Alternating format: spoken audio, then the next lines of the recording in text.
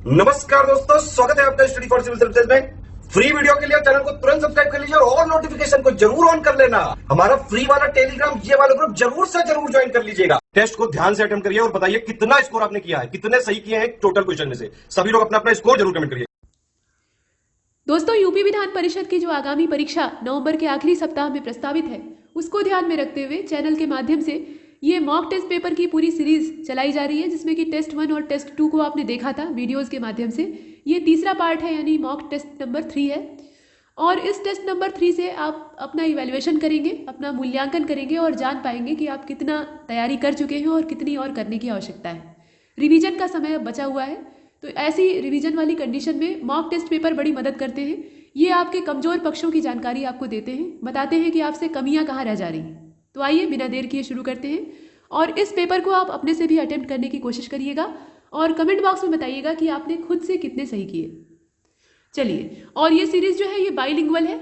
इसके अतिरिक्त अगर पेड कोर्सेज ज्वाइन करने की इच्छा है तो ये नंबर नीचे आपको दिख रहे हैं मोटे मोटे अक्षरों में, इस पर आप संपर्क कर सकते हैं। और ये फ्री वाला जो टेलीग्राम का ग्रुप है, इसको ज्वाइन कर लीजिए, यहाँ आप हमेशा फायदे में रहेंगे। ये चैनल का लोगो है और ये जो नीले रंग की लाइन आप देख रहे हैं, ये वेबसाइट है, आप चाहें तो इस पर विजिट कर सकते हैं। देखिए, क्वेश्चन नंबर 1 हमारे सामने है। ये प्रश्न जो है ये इतिहास का है और इसमें कहा गया है कि name the authors of Devi Chandraguptam and Kavya Darshan. दो अलग अलग रचनाओं के नाम दिए हुए हैं और उसके जो ऑथर्स हैं उनके नाम आपको चुनने हैं, अर्थात बताने हैं। तो देवी चंद्रगुप्तम को किसने लिखा था और काव्य दर्शन का रचयिता कौन था, ये आपको पता होना चाहिए। नीचे विकल्प दिया हुआ है, भैरवी और भास, भास और मंथा, भट्टी और भैरवी, इसके अतिरिक्त विशाखा दत्त और दंडिन। कौन सा होगा इसमें से? तो इसका जो करेक्ट आंसर है वो डी वाला हो जाएगा, विशाखा दत्त और दंडिन, ये इसका करेक्ट आंसर है। आगे चलते हैं। विशाखा दत्त का मतलब क्या? ये देवी चंद्रगुप्तम के रचयिता थे और दंडित जो थे ये काव्य दर्शन के रचयिता थे। क्वेश्चन नंबर 2 को देखिए, इसमें वाकाटक डायनेस्टी के फाउंडर का नाम पहले हिस्से में पूछा है और दूसरे हिस्से में कहा है कि जो अपराहत वर्ड है इसका मीनिंग क्या होगा। ये गुप्त काल में इस्तेमाल होता था, ऐसा दिया हुआ है। तो यहाँ 2 अलग अलग प्रश्न हैं, देख लीजिए। नीचे विकल्प है प्रवरसेन और अनाम भूमि, इसके बाद विंध्य शक्ति प्रथम और कृषि योग्य जो बैरन लैंड होता है, वेस्ट लैंड होता है, बैरन कहना यहाँ सही नहीं रहेगा, तो इस प्रकार की जमीन। इसके अतिरिक्त रुद्रसेन फर्स्ट और अस्थिर भूमि। जो डी वाला विकल्प है उसमें कहा गया है कि पृथ्वीसेन प्रथम और निवास स्थान की भूमि। कौन सा होगा इसमें से? तो इसका जो करेक्ट आंसर है वो हो जाएगा बी वाला, विंध्य शक्ति प्रथम। ये जो थे ये वाकाटक डायनेस्टी के संस्थापक थे, यानी फाउंडर थे। और ये जो अपराहत शब्द है इसका मतलब होता है कल्टिवेबल वेस्टलैंड। मतलब ये वेस्टलैंड तो है लेकिन इस पर खेती संभव है, हो सकती है। अभी ये बेकार ऊबड़ खाबड़ पड़ा हुआ है, घास फूस जमी हुई है, उसको साफ करके अगर इसे जोता जाए और बुआई की जाए तो इस पर अनाज पैदा हो सकता है। इस प्रकार की जमीन, इसी को कहा जाता था अपराहत। और कब कहा जाता था? गुप्त काल में। आगे चलते हैं। क्वेश्चन नंबर 3 को देख लीजिए। इसमें 2 अलग अलग शब्द दिए हुए हैं और इन शब्दों का आपको जो अर्थ है वो पता होना चाहिए। पहले वाले में कहा है कि दीवाने इस्तिहल्क और उसके आगे लिखा हुआ है कि इसका मतलब होता है दासों के अधिकारी। दूसरे वाले में दिया है मामलूक और उसके आगे लिखा हुआ है कि खैरात। खैरात मतलब दान। और टकसाल विभाग, टकसाल का मतलब क्या? यहाँ पे जहाँ सिक्कों की ढलाई होती है, जिसे मिंट कहा जाता है। तो दोनों का दिया हुआ है, आपको बताना ही है कि सही कौन सा है, बताइए। इसमें से कोई सही नहीं है, दोनों के दोनों गलत है, उल्टा दे दिया है। मामलूक वाला इधर होगा और दीवाने इस्तिहल्क वाला इधर होगा। अर्थात मामलूक का मतलब होगा दासों के अधिकारी। आपने मामलूक वंश के बारे में भी सुना है, इसे गुलाम वंश कहा जाता था। कुतुबुद्दीन ऐबक से ये शुरू होता है। ऐसा क्यों कहा जाता है? क्योंकि ये सब मोहम्मद गोरी के गुलाम थे, चाहे कुतुबुद्दीन ऐबक हो, चाहे जितने भी उसके साथ के और गुलाम थे, उनके साथ ये संघर्ष करके अंत में दिल्ली सल्तनत की नींव डालता है। हालांकि वास्तविक संस्थापक इल्तुतमिश रहता है, लेकिन शुरुआत वहीं से होती है, तो वो मामलूक वंश कहलाता है। अब यहाँ पर मामलूक का मतलब दासों के अधिकारी हो जाएगा और दीवाने इस्तिहल्क ये हो जाएगा खैरात और टकसाल विभाग से संबंधित। तो इसका जो विकल्प है वो डी वाला करेक्ट होगा, यानी इनमें से कोई नहीं। इसके बाद आगे चलते हैं। क्वेश्चन नंबर 4 को देखिए। इसमें कहा गया है कि बुद्ध शाह यानी महान सुल्तान इसका मतलब होता है, ये किसे कहा जाता है? इसके अतिरिक्त कौन सा मुस्लिम शासक था जो कि मूर्तियां तोड़ने के लिए बहुत ज़्यादा फेमस था और इसे बुद्ध शिकन कहा जाता था? बुद्ध मतलब मूर्ति और शिकन मतलब उसमें दरारें लाने वाला। तो बताइए इसमें से कौन सा जोड़ा सही होगा? जैनुल आबदीन, जिसे कि कश्मीर का अकबर भी कहा जाता था, और दूसरा है मुबारक शाह। इसके बाद हुसैन शाह शर्की, शर्की डायनेस्टी की बात आ गई। उसके अलावा इब्राहिम शाह, जैनुल आबदीन और सिकंदर शाह, और हुसैन शाह शर्की और मोहम्मद शाह। बताइए इसमें से कौन सा पेयर जो है वो करेक्ट होगा? तो फोर्थ नंबर का जो क्वेश्चन है इसका सी वाला करेक्ट होगा, यानी जैनुलाब्दीन जो है इसे बुद्ध शाह यानी महान सुल्तान कहा जाता था और बुद्ध शिकन कहा जाता था सिकंदर शाह को। ये सिकंदर शाह है। आगे चलते हैं, क्वेश्चन नंबर 5 को देखिए। यहाँ दो अलग अलग संधियों का नाम दिया है और उसके आगे उनकी तारीखें दी हुई हैं। तारीख को देखकर आपको ये बताना है कि वो सही है अथवा नहीं। मतलब यहाँ पर सही है अथवा नहीं ये प्रश्न तो है, लेकिन सही जो ना हो आपको ढूंढना है। नहीं शब्द दिया हुआ है तो उसको ध्यान देने की आवश्यकता है। कहा गया है कि मंगलोर की संधि और ये हुई थी 1769 में। इसके बाद नीचे दिया है सालबाई की संधि और दिया है कि 1776 में इसका मतलब ये होती है। तो बताइए इसमें से कौन सा सही नहीं है। नीचे विकल्प आप देख रहे हैं, केवल पहला, केवल दूसरा, पहला दूसरा दोनों, या इनमें से कोई नहीं। तो देख लीजिए इसमें से कौन सा होगा। इसका सी वाला हो जाएगा। सी वाले का मतलब क्या है कि दोनों ही गलत है। पहला और दूसरा दोनों यहाँ पर क्या है, सही नहीं है। अब तारीखें आपको पता होनी चाहिए। तो जो मंगलोर की संधि है उसकी डेट होगी 1784। यहाँ पर इसकी तारीख क्या है, 1784 होगी। और सालबाई की जो संधि है उसकी जो डेट है वो 1782 हो जाएगी। तो यहाँ तारीखें याद रखिएगा। आगे चलते हैं। इसके बाद क्वेश्चन नंबर 6 को देखिए। यहाँ पर कहा गया है कि M.K. चांद इन्होंने 1927 में द मिलाप जो समाचार पत्र था, न्यूज़पेपर था, उसको शुरू किया था। ये पहला कथन है। दूसरे वाले में कहा गया है कि जवाहरलाल नेहरू ने नेशनल हेराल्ड जो समाचार पत्र था उसकी स्टार्टिंग की थी और कब की थी, 1938 में। अब आपको बताना है कि इसमें से कौन सा सही है। देख लीजिए, तो यहाँ पर देख लीजिए M.K. चांद जो थे उन्होंने द मिलाप को शुरू तो किया था, लेकिन ये जो तारीख दी है मतलब सन दिया हुआ है ये गलत दिया है। तो पहला वाला गलत हो जाएगा। हाँ, दूसरा वाला सही है। यहाँ पर जो नेशनल हेराल्ड के बारे में इंफॉर्मेशन है वो करेक्ट है। तो इसमें केवल जो दूसरा है वो सही होगा, अर्थात बी वाला। अब यहाँ जो द मिलाप समाचार पत्र है इसकी शुरुआत कब होती है ये आपको पता होना चाहिए। तो ये 1923 में होती है। यहाँ 27 की जगह क्या हो जाएगा, 23 हो जाएगा। आगे चलते हैं।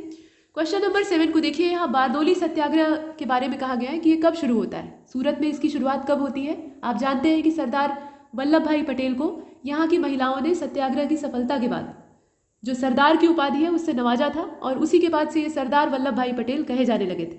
तो ये चीज़ें हैं। और दूसरे हिस्से में पूछा गया है कि रामोसी आंदोलन जो था उसके मुख्य नेतृत्वकर्ता अर्थात उसके जो लीडर थे उनका नाम आपको बताना है। यहाँ तारीखें दी हुई हैं। दोनों में से कोई एक अगर आपको पता है तो दूसरा आप आसानी से यहाँ जान सकते हैं। तो इसका जो करेक्ट आंसर है वो हो जाएगा पहला वाला, अर्थात 1928। यहाँ जो तारीख आप देख रहे हैं ना बारदोली सत्याग्रह की 1928, और जो रामोसी आंदोलन था उसके प्रमुख नेतृत्वकर्ता थे वासुदेव बलवंत फड़के। ठीक है, तो दोनों यहाँ पे ए वाला जो पेयर है वो करेक्ट होगा। आगे चलते हैं। क्वेश्चन नंबर 8 को देखिए। यहाँ पर कांग्रेस के अधिवेशन से जुड़ा हुआ प्रश्न है। कहा गया है कि स्वराज शब्द का प्रयोग पहली बार कांग्रेस के किस अधिवेशन में किया गया था और यह अधिवेशन कहाँ पर आयोजित किया गया था। मतलब अधिवेशन की संख्या आपको बतानी है, क्रम संख्या बतानी है, उसके साथ साथ उस अधिवेशन का स्थान बताना है और ये बताना है कि उस अधिवेशन की अध्यक्षता किसने की थी। 3 चीज़ें आपको इसमें पता होनी चाहिए। तो नीचे नंबर दिया हुआ है 23वां, 25वां, 24वां, 22वां, उसके साथ साथ स्थान दिया हुआ है और उसके बगल में व्यक्तियों का नाम दिया हुआ है। तो आप ये पूरा देख रहे हैं, इसमें से कौन सा होगा बताइए। तो इसका जो करेक्ट आंसर है वो डी वाला हो जाएगा, अर्थात कलकत्ता में ये होता है और ये 22वें नंबर का रहता है और इसके जो अध्यक्ष हैं वो दादा भाई नौरोजी रहते हैं। Grand old man of India इन्हें कहा जाता है, तो ये इसके अध्यक्ष रहते हैं। इसके बाद आगे चलते हैं। क्वेश्चन नंबर 9 को देखिए। इसमें कहा गया है कि पूना में महिला विश्वविद्यालय की स्थापना कब की गई थी, तारीख, और उसके बाद सैंडलर कमीशन की नियुक्ति कब होती है। मतलब सैंडलर कमीशन जो है ये किससे संबंधित है, शिक्षा व्यवस्था को सुधारने से संबंधित है। तो दोनों का जो डेट है वो आपको पता होना चाहिए। इसका जो करेक्ट आंसर है, 4 विकल्प आप देख रहे हैं, इसमें से कौन सा हो जाएगा, ये हो जाएगा 1916 और 17। यानी महिला विश्वविद्यालय की स्थापना होती है 16 में और सैंडलर वाला जो कमीशन है ये अपॉइंट होता है 1917 में, यानी 1917 में। आगे चलते हैं। क्वेश्चन नंबर 10 को देखिए। यहाँ पर फिर से तारीखें आ गई। कहा गया है कि पुलिस विभाग का गठन कब किया गया, उसके साथ साथ कोलकाता, मुंबई यानी बम्बई तत्कालीन था, और मद्रास में हाई कोर्ट की स्थापना किस वायसराय के शासनकाल में की गई थी। यहाँ वायसराय का नाम और साथ ही साथ जो पुलिस विभाग के गठन की तारीख है वो आपको पता होनी चाहिए। नीचे सन दिया हुआ है और वायसरायों का नाम दिया हुआ है। तो इसमें से जो करेक्ट आंसर है वो हो जाएगा 1861 बी वाला, और जॉन लॉरेंस। मतलब जब हाई कोर्ट की स्थापना इन 3 स्थानों पर होती है तो उस समय जो वायसराय था अंग्रेजी हुकूमत का वो था लॉरेंस, और दूसरी तरफ जो 1861 की डेट है उसमें पुलिस महकमे का या पुलिस विभाग का गठन किया जाता है। आगे चलते हैं। यहाँ पर देखिए थोड़ा सा प्रश्न का जो मोड है वो बदल जाता है। इतिहास से अब हम लोग जो भूगोल और पर्यावरण वाला क्षेत्र है उधर की ओर मूव कर रहे हैं।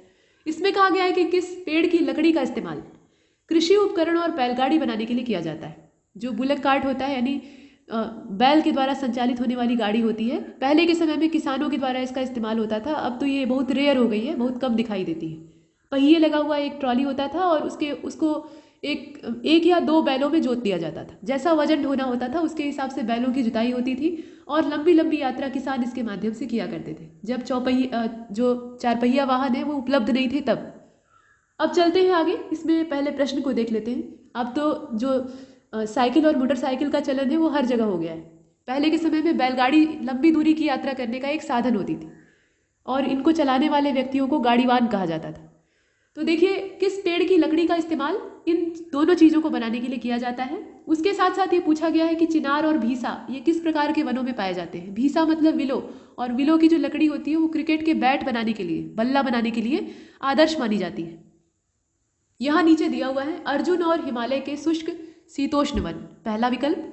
दूसरे वाले में कहा गया है कि सेमल और उपोष्ण पर्वतीय वन। तीसरे वाले में कहा गया है कि हल्दू और उष्णकटिबंधीय कटीले वन।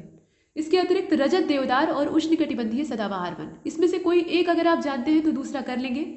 देखिए जो विलो की लकड़ी होती है यानी जो भीसा होता है वो कहाँ मिलता है, ये जो शुष्क हिमालयी क्षेत्र है, मतलब जहाँ शीतोष्ण टाइप की जलवायु होती है वहाँ पर पाया जाता है। तो आप इसमें लिखिएगा कि ड्राई डेसिडुअस जो फॉरेस्ट होते हैं हिमालयन रीजन के, वहाँ पर इसकी अवस्थिति होती है। तो इसका जो ए वाला विकल्प है वो करेक्ट होगा।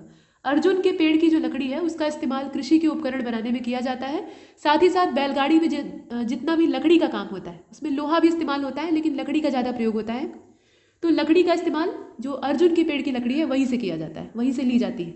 ये टिकाऊ होती है, लचीली होती है। हालांकि ऐसी और भी प्रजातियाँ होती हैं पेड़ों की जो कि गाड़ियाँ बनाने के लिए या इस प्रकार के उपकरण बनाने के लिए आदर्श मानी जाती है। इसके साथ साथ विलो वाला आपने देखा, और चिनार का जो वृक्ष है वो भी उसी क्षेत्र में मिलता है। यहाँ जो दूसरा विकल्प आप देख रहे हैं ये है सेमल। तो सेमल के वृक्ष को आपने देखा है, लाल लाल फूल लगते हैं इसमें बसंत के मौसम में, और ढेर सारे कीट पतंगे, मधुमक्खियाँ, भौरे और पक्षी, साथ ही साथ कौवे भी, पक्षियों में जो सबसे बुद्धिमान प्राणी हैं कौवे, वो वहाँ पर आते हैं और अपना भोजन प्राप्त करते हैं। इन फूलों के अलग अलग हिस्सों को खाते हैं और उसके बाद समय के साथ ये फूल झड़ जाते हैं और इनके स्थान पर बड़ी बड़ी फलियाँ लगती हैं, परवल के आकार की। परवल जो सब्जी होती है वैसे आकार की, बड़े आकार की फलियाँ लगती हैं और उसके अंदर रुई ही रुई होती है। तो जब लू वाला मौसम आता है यानी अप्रैल और मई वाला, आजकल तो सारा मौसम ही डिस्टर्ब हो गया है ग्लोबल जो क्लाइमेट चेंज हो रहा है उसकी वजह से, लेकिन फिर भी ये जो लू वाला सीज़न होता है उसमें वो जो फलियाँ होती हैं वो फटना शुरू होती हैं और उसके अंदर से रुई गोल गोल बिल्कुल एक गुच्छे के आकार में बाहर आती है और आसपास के वायुमंडल में फैल जाती है। ये पर्यावरण के लिए प्रदूषण भी फैलाने का काम करता है। तो ये पक्षियों और जीव जंतुओं को भोजन देता है, रुई उपलब्ध कराता है, लेकिन प्रदूषण भी फैलाता है। आगे चलते हैं, क्वेश्चन नंबर 12 को देखिए। इसमें दो अलग अलग जो लेक्स हैं उनके बारे में कहा है। एक तो वीरानम लेक है और दूसरी है यहाँ पे सोंगमो। सोंगमो की जो स्पेलिंग आप देख रहे हैं वो टी से स्टार्ट हो रही है। तो बहुत जगह ऐसा होता है जैसे सुनामी में आप कहते हैं सुनामी लेकिन लिखते हैं टी से, मतलब टी से उसकी जो स्पेलिंग है वो स्टार्ट होती है, वैसे ही यहाँ भी है। तो सोंगमो लेक कहाँ पर स्थित है और उसके साथ साथ वीरानम। तो वीरानम के बारे में ये बता दिया है कि ये तमिलनाडु में है, लेकिन तमिलनाडु की किस डिस्ट्रिक्ट में है ये आपको बताना है। देख लीजिए, रामनाथपुरम और मिजोरम, वेल्लोर और त्रिपुरा, कुडुलौर और सिक्किम, डिंडीगुल और मिजोरम, यानी एक तरफ जिला दिया है और दूसरी तरफ स्टेट दिया है। देख लीजिए, तो 12th नंबर का जो ये क्वेश्चन है इसका करेक्ट आंसर हो जाएगा यहाँ पे कुडुलौर। ये जो तमिलनाडु का जिला है इसका नाम है कुडुलौर और जो राज्य है जहाँ सोंगमो लेक स्थित है वो है सिक्किम। तो इसका जो आंसर है वो हो जाएगा सी, करेक्ट आंसर सी होगा। आगे चलते हैं, क्वेश्चन नंबर 13 को देख लीजिए, 13वें नंबर का। इसमें कहा गया है कि चोंग कुमदान ये एक ग्लेशियर है, ये कहाँ पर स्थित है? तो इसमें दिया हुआ है कि उत्तराखंड में है। और उसके साथ साथ जो सेकंड वाला है उसमें कहा गया है कि रूपाल हिमनद, ये गिलगित जो बाल्टिस्तान वाला क्षेत्र है वहाँ पर स्थित है। लोकेशन दी हुई है। अब पूछा यह है कि इनमें से कौन सा सही है। दोनों सही हो सकते हैं, दोनों गलत हो सकते हैं, या कोई एक इसमें से सही हो सकता है, बताइए। तो यहाँ सही कोई नहीं है, सब के सब यहाँ झूठ बोल रहे हैं। तो डी वाला आप चुनिएगा। अब प्रश्न ये उठता है कि सही क्या है। तो जो चोंग कुमदान नाम का हिमनद है इसकी लोकेशन है काराकोरम में। काराकोरम वाला जो हिस्सा है काफ़ी संवेदनशील हिस्सा है, वहाँ पर ये स्थित है। और रूपाल हिमनद जो है ये कश्मीर में स्थित है। तो इनकी लोकेशन गलत दी हुई है। आगे चलते हैं। इसके बाद क्वेश्चन नंबर 14 को देखिए। यहाँ पर कहा गया है कि नागार्जुन सागर बांध परियोजना ये तुंगभद्रा नदी पर निर्मित की गई थी और मेट्टूर बांध परियोजना ये ताप्ती नदी पर बनाई गई थी। कौन सी नदी घाटी परियोजना या कौन सा जो बांध है वो कहाँ बनाया गया है, मतलब किस नदी पर बनाया गया है, ये आपको पता होना चाहिए। कई बार तो ऐसा होता है कि जिस नदी पर बना है उसी नदी के नाम पर उस परियोजना का नाम होता है, लेकिन बहुत बार ऐसा नहीं होता है। बहुत बार उसमें नाम अलग होता है, नदी दूसरी होती है। तो ऐसी स्थिति में आपको जानना होगा, याद रखना होगा इसे। यहाँ फिलहाल नागार्जुन सागर बांध परियोजना ये किस नदी पर बनी है आपको पता होना चाहिए। देखिए यहाँ विकल्प दिया हुआ है और आपको सही विकल्प की तलाश करनी है, जो सही हो इनमें से वो आपको चुनना है। नागार्जुन सागर बांध परियोजना ये तुंगभद्रा पर नहीं बनी है बल्कि कृष्णा पर बनी है, पहले वाले में, तो पहला गलत हो जाता है। इसके बाद दूसरे वाले को देखिए, इसमें कहा गया है कि मेट्टूर बांध परियोजना, तो ये जो मेट्टूर बांध परियोजना है ये ताप्ती पर नहीं बनी हुई है बल्कि ये कावेरी पर बनी हुई है, तो दोनों गलत है। और दोनों गलत है तो इसलिए हम इसमें लगाएंगे डी वाले को, यानी इनमें से कोई नहीं। हमें सही खोजना था तो सही कोई नहीं है, इसलिए हम लोग जो है वो डी को चुनेंगे। अब आगे चलते हैं। क्वेश्चन नंबर 15 को देखिए। इसमें कहा गया है कि वन कपोरी ये जो ताप विद्युत केंद्र है ये किस राज्य में स्थित है, पहले तो लोकेशन बतानी है, और दूसरे वाले में कहा गया है कि भारतीय गैस प्राधिकरण लिमिटेड की स्थापना कब की गई थी, तारीख बतानी है। नीचे दिया हुआ है झारखंड 1984, इसी प्रकार से गुजरात 1984 सब में है, इसका मतलब यह है कि 1984 तो होगा ही, लेकिन जो राज्य का नाम है वो आपको पता लगाना है। तो इसमें जो करेक्ट आंसर है वो हो जाएगा बी वाला, यानी ये गुजरात में जो वन कबोरी है उसकी लोकेशन आपकी गुजरात में है।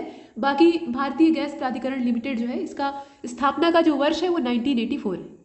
आगे चलते हैं। क्वेश्चन नंबर 16 को देखिए। 16वें नंबर के प्रश्न में ये कहा गया है कि निम्नलिखित में से कौन सा विकल्प सही नहीं है। तो यहाँ पर देख लीजिए, दोनों ही जो जानकारी है वो दोनों गलत दी हुई है। स्टेटमेंट आप पढ़िएगा तो आपको मालूम होगा, इसका सी वाला होगा। पहला और दूसरा दोनों जो है इसमें सही नहीं है। कैसे सही नहीं है, इसमें सी वाला आपका करेक्ट है। पढ़ लेते हैं इसे और देख लेते हैं। फिजी द्वीप समूह, इसके बारे में कहा गया है, यानी फिजी आइलैंड वाला, कि ये एक आइलैंड नेशन है जिसकी लोकेशन इंडियन ओशियन में है, हिंद महासागर में है। और दूसरे वाले में कहा है कि डियागो गार्सिया, यह जो द्वीप है ये दक्षिणी प्रशांत महासागर में स्थित है। जबकि सही क्या होगा, उल्टा, यानी फिजी द्वीप समूह जो है ये साउथ जो पैसिफिक ओशियन वाला रीजन है वहां पर स्थित है, और जो डियागो गार्सिया है इसकी लोकेशन है इंडियन ओशियन में। ठीक है, तो यहाँ पर उल्टा होगा, और फिलहाल दोनों सही नहीं है तो इसलिए हमने सी को चुना है, क्योंकि यहाँ पर जो सही ना हो उसी को हमें चुनना है। आगे देखते हैं। क्वेश्चन नंबर 17 को देखिए। इसमें कहा गया है कि निम्नलिखित में से कौन सा विकल्प सही नहीं है। फिर से यहाँ पर जो सही ना हो उसी की तलाश आपको करनी है, तो चलिए देख लेते हैं। यहाँ कहा गया है कि बोथनिया की खाड़ी, ये जो गल्फ ऑफ बोथनिया है, इसकी लोकेशन वियतनाम और फिनलैंड में है। इसके बाद जो दूसरा वाला है इसमें कहा गया है कि बैफिन की खाड़ी, ये बैफिन की खाड़ी या बाफिन की खाड़ी कही जाती है, मतलब बे ऑफ बैफिन कह सकते हैं आप इसे। ये कनाडा और ग्रीनलैंड की जो लोकेशन है वहाँ पे स्थित है। तो आप बताइए कि इनमें से कौन सा गलत है। देखिए, बोथनिया की जो खाड़ी है ये पहला वाला, इसकी लोकेशन आपको सही लग रही है, मतलब वियतनाम और फिनलैंड। फिनलैंड तो ठीक है, लेकिन वियतनाम इसमें कहाँ से आ जाएगा, यहाँ पर होगा स्वीडन और फिनलैंड। ये जो पहला वाला है यही सही नहीं, ये गलत है और हमें गलत ही चुनना था। दूसरा वाला सही है, बैफिन वाला करेक्ट है, तो इसलिए इसमें ए वाले को हम चुनेंगे, यानी केवल पहला। आगे देखते हैं।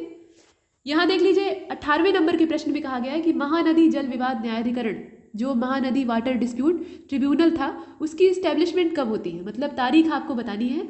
और इसमें कौन कौन से राज्य इन्वॉल्व थे। जो अंतर्राज्यीय विवाद होते हैं उनकी बात की जा रही है, मतलब एक से अधिक राज्यों से होकर बहने वाली नदियों के जल विभाजन को लेकर, पानी के बंटवारे को लेकर, और उस पर स्थापित संसाधनों के बंटवारे को लेकर आपस में खींचतान होती है, झगड़े होते हैं, और तब इस प्रकार के विवाद होते हैं। और उनको सुलझाने के लिए न्यायालय या अदालत का दरवाजा खटखटाना थोड़ा मुश्किल होता है, क्योंकि वहाँ मुकदमे लंबित हो जाते हैं। तो इनके लिए अलग से ट्रिब्यूनल बना दिया जाता है जो कि इनकी त्वरित सुनवाई करता है। तो यहाँ पर यही कहा गया है कि ये जो न्यायाधिकरण है इसकी स्थापना कब होती है, तारीखें हैं और राज्यों का नाम है, देख लीजिए। तो इसका जो करेक्ट आंसर है वो हो जाएगा 2018, और ओडिशा और छत्तीसगढ़, ये जो पेयर आपका दिख रहा है इसमें वही सही है। 2018 और ओडिशा और छत्तीसगढ़ जो दो राज्य हैं वो इससे संबंधित हैं। आगे देखते हैं। क्वेश्चन नंबर 19 को देखिए। इसमें कहा गया है कि अस्पृश्यता कांत, अब यहाँ पे पॉलिटी आ गई, तो अस्पृश्यता कांत और धर्म, मूलवंश, जाति, लिंग या जन्मस्थान के आधार पर भेदभाव का निषेध, इससे संबंधित सही विकल्प का आपको चयन करना है। मतलब ये चीजें किस किस अनुच्छेद में वर्गीकृत हैं ये आपको लिखना है। मतलब अस्पृश्यता का जो अंत है ये वाला एक अलग आर्टिकल है, और दूसरा वाला जो धर्म, मूल वंश, जाति, लिंग आदि के आधार पे या जन्म स्थान के आधार पे जो भेदभाव के निषेध की बात कही गई है वो अलग आर्टिकल है। इसीलिए नीचे दो अनुच्छेद का जो जोड़ा है वो दिया हुआ है। देख लीजिए इसमें से कौन सा होगा। अस्पृश्यता वाला जग जाहिर बात है कि ये 17वां है, 17वें नंबर का है। और जो धर्म, मूल वंश, जाति, लिंग आदि के आधार पे भेदभाव का निषेध है ये आपका 15 है। तो यहाँ पर 17 और 15 जो है वो सही होगा, यानी बी वाला। आगे चलते हैं। इसके बाद जो अगला प्रश्न है वो भी पॉलिटी से ही संबंधित है। इसमें कहा गया है कि किस संशोधन अधिनियम के द्वारा, मतलब कौन सा ऐसा अमेंडमेंट एक्ट था जिसके द्वारा लोकसभा की सीटों को 525 से बढ़ाकर 545 कर दिया गया। मतलब ये कौन सा था, पीछे की बात की जा रही है। और किस संविधान अधिनियम के द्वारा यह स्पष्ट किया गया कि संसद को नए राज्य के निर्माण का अधिकार है, मतलब संसद चाहे तो एक नया राज्य बना सकती है। बताइए ये दोनों कौन कौन से हैं। यहाँ पर संशोधन अधिनियम जो है उनकी बात की जा रही है। विकल्प आप देख रहे हैं, तो इसमें जो डी वाला है वो करेक्ट होगा, अर्थात 31वां संविधान संशोधन अधिनियम। और ये वाला जो इसमें विकल्प है ये आपका सही है, 31वां संविधान संशोधन अधिनियम 1972। ये जो है इसमें लोकसभा की सीटों की संख्या में वृद्धि की गई थी, यानी 525 से बढ़ाकर 545। और 18वां जो संशोधन होता है, 18वें नंबर का अमेंडमेंट होता है, ये तारीख थी 1966 की। और इसमें बताया गया कि संसद को नए राज्य के गठन का अधिकार है, मतलब संसद चाहे तो नया राज्य बना सकती है। आगे देखते हैं। इसके बाद 21 नंबर का जो क्वेश्चन है इसमें कहा गया है कि राष्ट्रपति की जो निर्वाचन पद्धति होती है, मतलब method of election of president, और संसद के दोनों सदनों की संयुक्त बैठक, ये दोनों चीजें, मतलब इनका प्रावधान किन देशों के संविधान से लिया गया है। अपने देश के संविधान में, यानी भारत का जो संविधान है उसमें बाहर से बहुत सारी चीजें शामिल की गई। अलग अलग देशों के संविधानों को हमारे संविधान निर्माताओं ने पढ़ा, अच्छे से उसकी पूरी पड़ताल की, और वहाँ से जो कुछ बेहतर लगा, जो कुछ अच्छा लगा, उसे इसमें शामिल किया। और यही कारण है कि इसका आकार बहुत ज़्यादा बड़ा हो जाता है। बहुत सारे इसमें नए नए समावेश किए गए, और इतनी चीज़ें अगर आपको जोड़नी हो, नए नए प्रावधान बनाने हो, तो उसके लिए आकार तो बढ़ेगा ही। फिलहाल यहाँ पर दोनों चीज़ें कौन कौन से देशों के संविधान से प्रेरित हैं, तो यहाँ नीचे विकल्प दिया है आयरलैंड और ऑस्ट्रेलिया, इसके बाद कनाडा और जर्मनी, फ्रांस और आयरलैंड, और इसके अतिरिक्त डी वाला है, इसमें कहा गया है कि ब्रिटेन और दक्षिण अफ्रीका। इसमें से कौन सा होगा। तो 21 नंबर का जो क्वेश्चन है इसमें हो जाएगा आयरलैंड और ऑस्ट्रेलिया, अर्थात राष्ट्रपति के निर्वाचन की जो प्रणाली है या पद्धति है ये आयरलैंड वाली है, मतलब आयरलैंड के संविधान से ली गई है। और संसद के दोनों सदनों की जो संयुक्त बैठक की बात की जाती है, मतलब यहाँ पे ज्वाइंट सिटिंग जो होती है, उसके बारे में अगर देखा जाए तो ये ऑस्ट्रेलिया के संविधान से लिया गया है। तो इसका ए वाला सही है। आगे चलते हैं। क्वेश्चन नंबर 22 को देखिए। इसमें कहा गया है कि शीर्ष 3 शहतूत उत्पादक राज्यों के नाम बताइए। जो मलबरी होता है उसके प्रोडक्शन में जो टॉप 3 हैं अपने देश में, उनके नाम आपको बताने हैं। नीचे दिया हुआ है क्रम, आंध्र प्रदेश, पश्चिम बंगाल और कर्नाटक, केरल, आंध्र प्रदेश, पश्चिम बंगाल, इसी प्रकार से 2 और हैं, उन्हें आप देख रहे हैं। तो बताइए इसमें से कौन सा होगा। ये प्रोडक्शन का जो डाटा है ये हमेशा चेंज होता रहता है, मतलब नया नया आता है, तो इसमें सुधार की गुंजाइश पूरी होती है, लेकिन फिलहाल जो लेटेस्ट है उसके हिसाब से आपको आंसर देना है। तो देख लीजिए, इसमें से सी वाला करेक्ट होगा, यानी सी वाले का मतलब क्या है, ये वाला, कर्नाटक, आंध्र और उसके बाद वेस्ट बंगाल। ये इसकी सही जो कंडीशन है उसको हम लोग देखेंगे। मतलब कर्नाटक फर्स्ट है, आंध्र प्रदेश जो है वो सेकेंड है, और वेस्ट बंगाल जो है ये थर्ड है। शहतूत का जो पेड़ होता है उसके ऊपर ये जो रेशम के कीड़े होते हैं इनका पालन किया जाता है। उस यहाँ से प्राप्त होने वाला जो रेशम होता है उसको मलबरी रेशम कहते हैं। ये सब आप जानते हैं। रेशम के और भी स्रोत होते हैं, कुछ जो रेशम की वेराइटीज़ होती हैं, मतलब जो सिल्क होता है उसकी वेराइटीज़ मकड़ियों से भी प्राप्त होती हैं, लेकिन यहाँ पर जो शहतूत के कीड़े से प्राप्त होने वाला रेशम है उसकी बात की जा रही है। तो आगे चलते हैं। इसके बाद 23वें नंबर के प्रश्न को देखिए। इसमें कहा गया है कि कौन से देश तंबाकू और केसर के उत्पादन में वैश्विक स्तर पर दूसरे स्थान पर है। मतलब टोबैको और उसके अलावा जो सेफ्रॉन है उसके प्रोडक्शन की बात की जा रही है, तो ग्लोबल स्तर पर बताना है। देख लीजिए, वियतनाम है, इंडोनेशिया है, इसके अलावा ब्राज़ील, ईरान है, चीन और टर्की है, इसके बाद यूएसए और कनाडा है। इसमें से कौन सा होगा। तो इसका जो करेक्ट आंसर है वो हो जाएगा ब्राज़ील और ईरान। मतलब जो तंबाकू का है और केसर का उत्पादन है उसके मामले में, तंबाकू के मामले में ब्राज़ील और केसर के मामले में ईरान। आगे देखते हैं। क्वेश्चन नंबर 24 को देखिए। 24वें नंबर के प्रश्न में ये कहा गया है कि निम्नलिखित में से कौन सा विकल्प सही है। 2 स्टेटमेंट दिए हुए हैं और ये इकोनॉमी से जुड़े हुए हैं। कहा गया है कि जब मुद्रास्फीति की दर 10 से 15% के बीच में होती है तो उसे दौड़ती हुई मुद्रास्फीति कहा जाता है। मतलब ये रनिंग इन्फ्लेशन कहा जाता है इसको, अंग्रेजी में अगर समझना चाहें, और हिंदी में आप देख ही रहे हैं। इसके बाद सेकेंड वाला जो स्टेटमेंट है इसमें कहा गया है कि जब मुद्रास्फीति की दर 20% से भी ज़्यादा होती है तो ऐसी कंडीशन में इसे कूदती हुई मुद्रास्फीति कहा जाता है। ये प्रश्न बड़ा ही रोचक है। तो जंपिंग इन्फ्लेशन के बारे में कहा गया है। अब बताइए कि इन दोनों में से कौन सा सही है। तो यहाँ पर जो स्टेटमेंट दिए हुए हैं 24वें का आप देख रहे हैं, इसका केवल दूसरा सही है, केवल दूसरा सही है, बाकी जो पहला है वो गलत है। पहला वाला गलत कैसे है? तो जब मुद्रास्फीति की दर 10 से लेकर 20% के बीच में होती है, और यहाँ कितना दिया हुआ है, यहाँ दिया है 10 से 15, तो 10 से लेकर 20 के बीच में होती है, तब उसे कहा जाता है रनिंग इन्फ्लेशन, यानी दौड़ती हुई मुद्रास्फीति। और यहाँ पर 15 देकर गलत कर दिया है, तो सिर्फ इसका दूसरा सही है, अर्थात बी वाला। आगे चलते हैं। इसके बाद क्वेश्चन नंबर 25 को देखिए। इसमें कहा गया है कि निम्नलिखित में से कौन सा विकल्प सही नहीं है। जो गलत है उसकी तलाश आपको करनी है।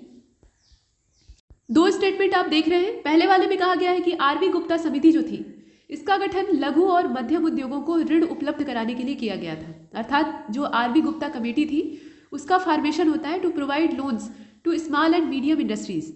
इसके बाद जो सेकंड वाला स्टेटमेंट है उसमें कहा गया कि भारतीय निर्यात आयात बैंक, यानी जो एक्सपोर्ट इंपोर्ट बैंक था इंडिया का, उसको इस्टेब्लिश किया गया था 12 जुलाई 1982 को, और इसका जो हेडक्वार्टर है वो मुंबई में है। अब बताइए कि इनमें से कौन सा गलत है।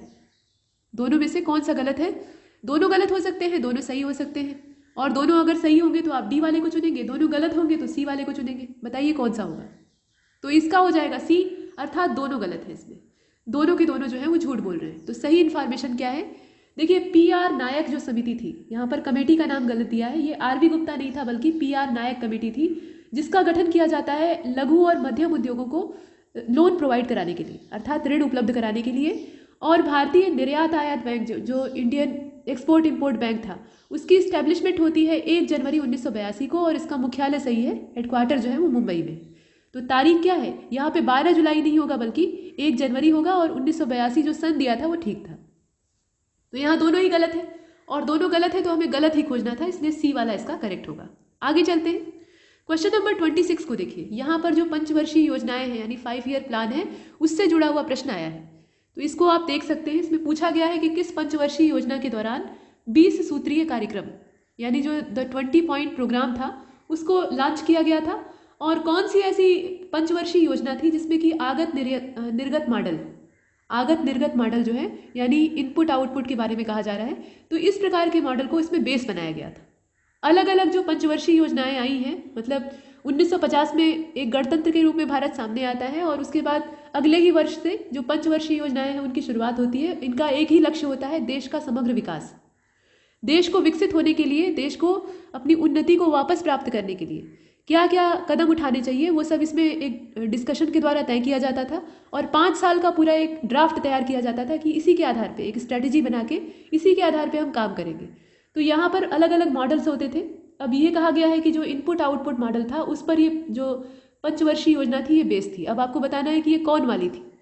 तो बताइए इसमें से कौन सा होगा। वर्तमान में तो जो योजना आयोग था वो नीति आयोग में कन्वर्ट हो चुका है। 5वीं और 6वीं, तीसरी और चौथी, तीसरी और 7वीं, और चौथी और 5वीं, इसमें से कौन सा होगा? तो इसका जो करेक्ट आंसर है यहाँ आप देख रहे हैं, ये 5वीं और 6वीं थी। अर्थात 20 सूत्रीय जो कार्यक्रम था वो 5वीं का हिस्सा था, और ये जो आगत निर्गत यानी इनपुट आउटपुट मॉडल है ये हिस्सा था 6वीं का। आगे देखते हैं। क्वेश्चन नंबर 27 को देखिए। इसमें कहा गया है कि यूपी का कौन सा जो डिस्ट्रिक्ट है वो केला और शकरकंद के उत्पादन में पहले स्थान पे है। यानी 2 अलग अलग जिलों के नाम आपको बताने हैं, नीचे दिया हुआ है। केला के उत्पादन में और शकरकंद के उत्पादन में। शकरकंद को स्वीट पोटैटो भी कहा जाता है। जो लोग उपवास रखते हैं यानी व्रत रखते हैं वो आलू की जगह पे शकरकंद भी खाते हैं, हालांकि आलू भी खाते हैं। तो ये थोड़ा सा मीठा होता है, इसीलिए इसको स्वीट पोटैटो कहते हैं। अब देखिए इसमें जिलों के नाम दिया है, तो बदायूं और लखनऊ है, जालौन और मैनपुरी है, आगरा और फतेहपुर है, इसके अतिरिक्त गोरखपुर और एटा है। इसमें से कौन सा पेयर आपका करेक्ट होगा बताइए। तो 27 नंबर का जो क्वेश्चन है इसमें हो जाएगा गोरखपुर और एटा, यानी डी वाला सही है। मतलब गोरखपुर जो है ये पहले नंबर पर है शकरकंद के उत्पादन में, माफ कीजिएगा केले के उत्पादन में। यहाँ जो पेयर है उसी के हिसाब से चलेंगे ना, क्रम के हिसाब से। तो गोरखपुर जो है ये पहले नंबर पर है केले के उत्पादन में, और शकरकंद के प्रोडक्शन में पहले नंबर पर है एटा। आगे चलते हैं। इसके बाद 28 नंबर का जो क्वेश्चन है, इसमें यूपी से जुड़ा हुआ ये प्रश्न आया है और यूपी के जो एग्जाम्स होते हैं उसमें इस तरह के प्रश्नों की प्रोबेबिलिटी अच्छी होती है। हालांकि विगत कुछ वर्षों में, 1 या 2 साल में, उत्तर प्रदेश से जुड़े हुए प्रश्नों को पूछने की प्रवृत्ति कम हुई है, लेकिन फिर भी सावधान रहना चाहिए। देखिए, यूपी के किन जिलों में बटेश्वर मेला और मकनपुर मेला ये आयोजित किया जाता है। अलग अलग 2 जिले हैं, उनका नाम आपको बताना है। तो जो त्यौहार या पारंपरिक चीज़ें हैं उनका आपको पता होना चाहिए। बटेश्वर मेला और मकनपुर मेला, नाम सुना है आपने? और जिला आपको बताना है, देख लीजिए, सीतापुर और बलरामपुर, आगरा और फर्रुखाबाद, बहराइच और रामपुर, बिजनौर और बाराबंकी। इसमें से कौन सा होगा? तो इसका जो करेक्ट आंसर है वो हो जाएगा आगरा और फर्रुखाबाद। यानी जो बटेश्वर मेला है उसका हो जाएगा आगरा और मकनपुर मेला का हो जाएगा फर्रुखाबाद। आगे चलते हैं। ये जिलों का नाम बताना था, तो इसमें ज़्यादा सोचने की आवश्यकता नहीं है, पता रहेगा तो लगा देंगे। जो 29 नंबर का क्वेश्चन है इसको देख लीजिए। National bio fertilizer development centre, यह जो केंद्र है ये उत्तर प्रदेश के किस जिले में स्थित है, ये आपको बताना है। इसके साथ साथ पूछा गया है कि Pandit Vishnu Digambar academy of music, इनका संबंध संगीत से था, तो इसीलिए ये जो एकेडमी है इनके नाम से इनका रखा गया है नाम।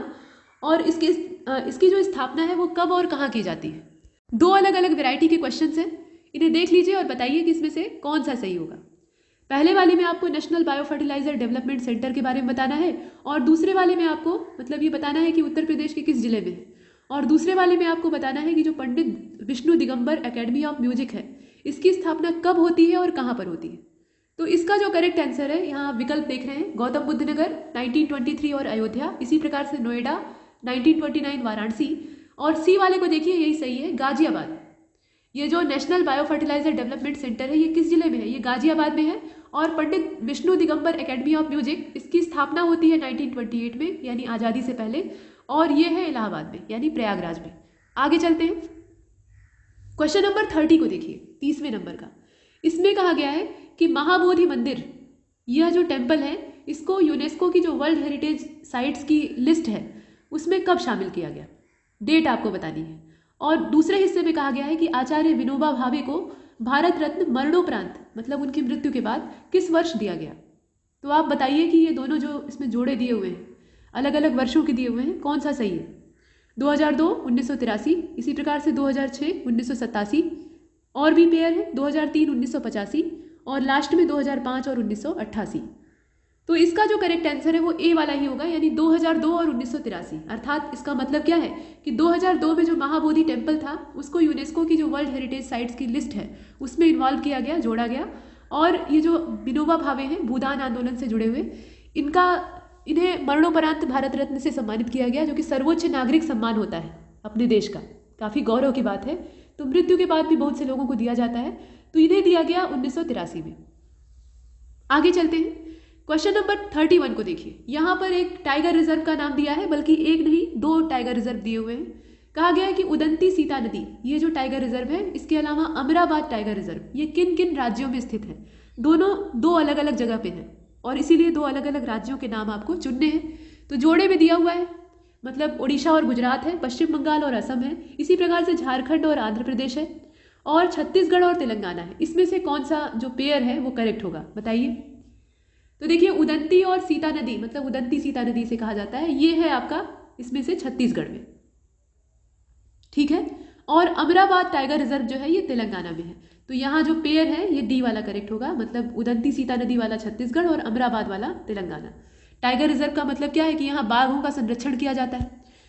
इसके बाद 32 नंबर के क्वेश्चन को देखिए। इसमें कहा गया है कि रातापानी वन्यजीव अभ्यारण्य और तोपचंची वन्यजीव अभ्यारण्य, यानी रातापानी वाइल्ड लाइफ सेंचुरी और तोपचंची वाइल्ड लाइफ सेंचुरी, इसकी लोकेशन कहाँ पे है।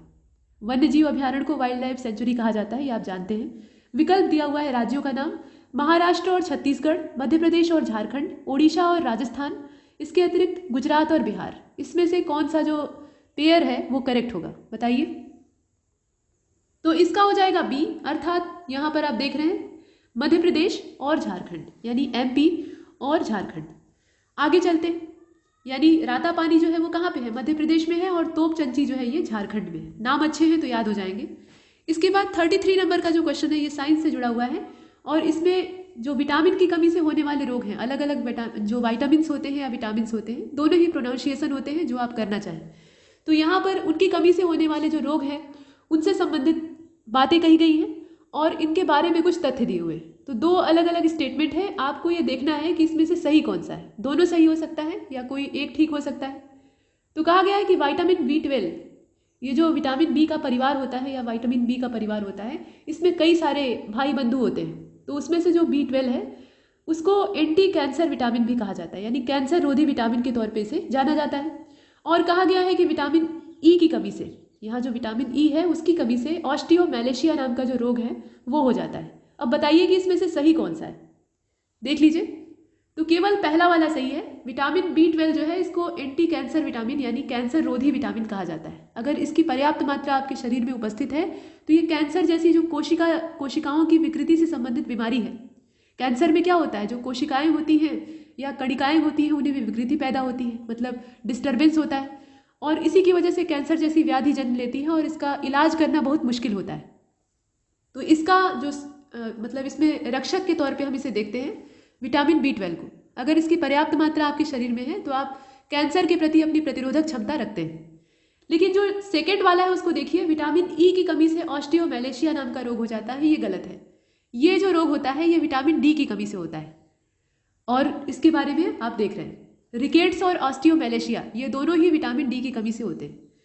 आगे देखते हैं, हड्डी से संबंधित रोग हैं। 34 नंबर का जो क्वेश्चन है उसमें कहा गया है कि लिगामेंट जोड़ती है, मतलब यहाँ पे कनेक्शन किस चीज़ का करती है ये आपको बताना है। इसके अलावा दूसरे हिस्से में कहा गया है कि इंसुलिन का जो स्राव है वो अग्न्याशय की किन कोशिकाओं से होता है, मतलब अग्न्याशय से होता है, ये तो आप जानते हैं, इंसुलिन नाम के हार्मोन का, और इसी के असंतुलन से जो मधुमेह नाम की बीमारी है वो हो जाती है। तो यहाँ आपको बताना है कि ये कौन सी कोशिकाएं हैं।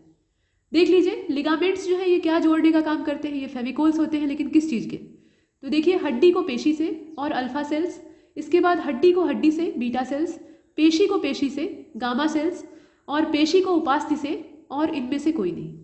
ये डी वाला जो है बड़ा ही विचित्र विकल्प है। तो देख लीजिए इसमें से कौन सा होगा।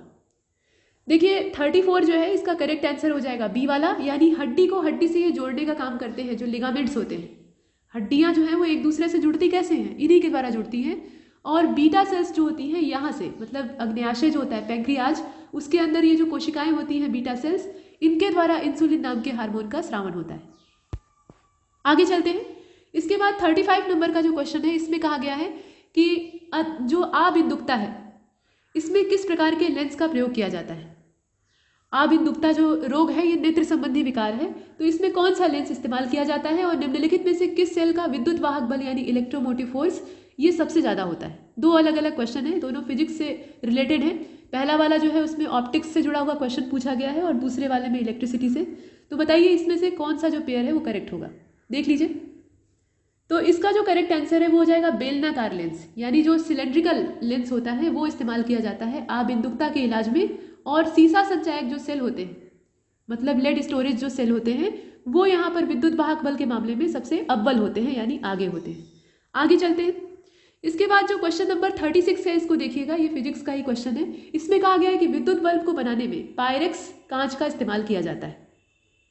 मतलब अलग अलग तरह के कांच होते हैं, ग्लासेस होते हैं, और उनका विभिन्न क्षेत्रों में इस्तेमाल किया जाता है। तो कौन से क्षेत्र में कौन सा यूज़ होता है ये आपको पता होना चाहिए। तो जो पायरेक्स ग्लास होता है उसका यूज़ किया जाता है इलेक्ट्रिक बल्ब को बनाने में। और जो सेकेंड वाला है इसमें कहा गया है कि प्रकाशीय उपकरणों को बनाने के लिए, जो ऑप्टिकल इंस्ट्रूमेंट्स होते हैं उनको बनाने के लिए सिलिका कांच का इस्तेमाल किया जाता है। तो इसमें से कौन सा होगा, दोनों जो है सही आपको तलाशना है। दोनों जो स्टेटमेंट है उसमें से करेक्ट कौन सा है।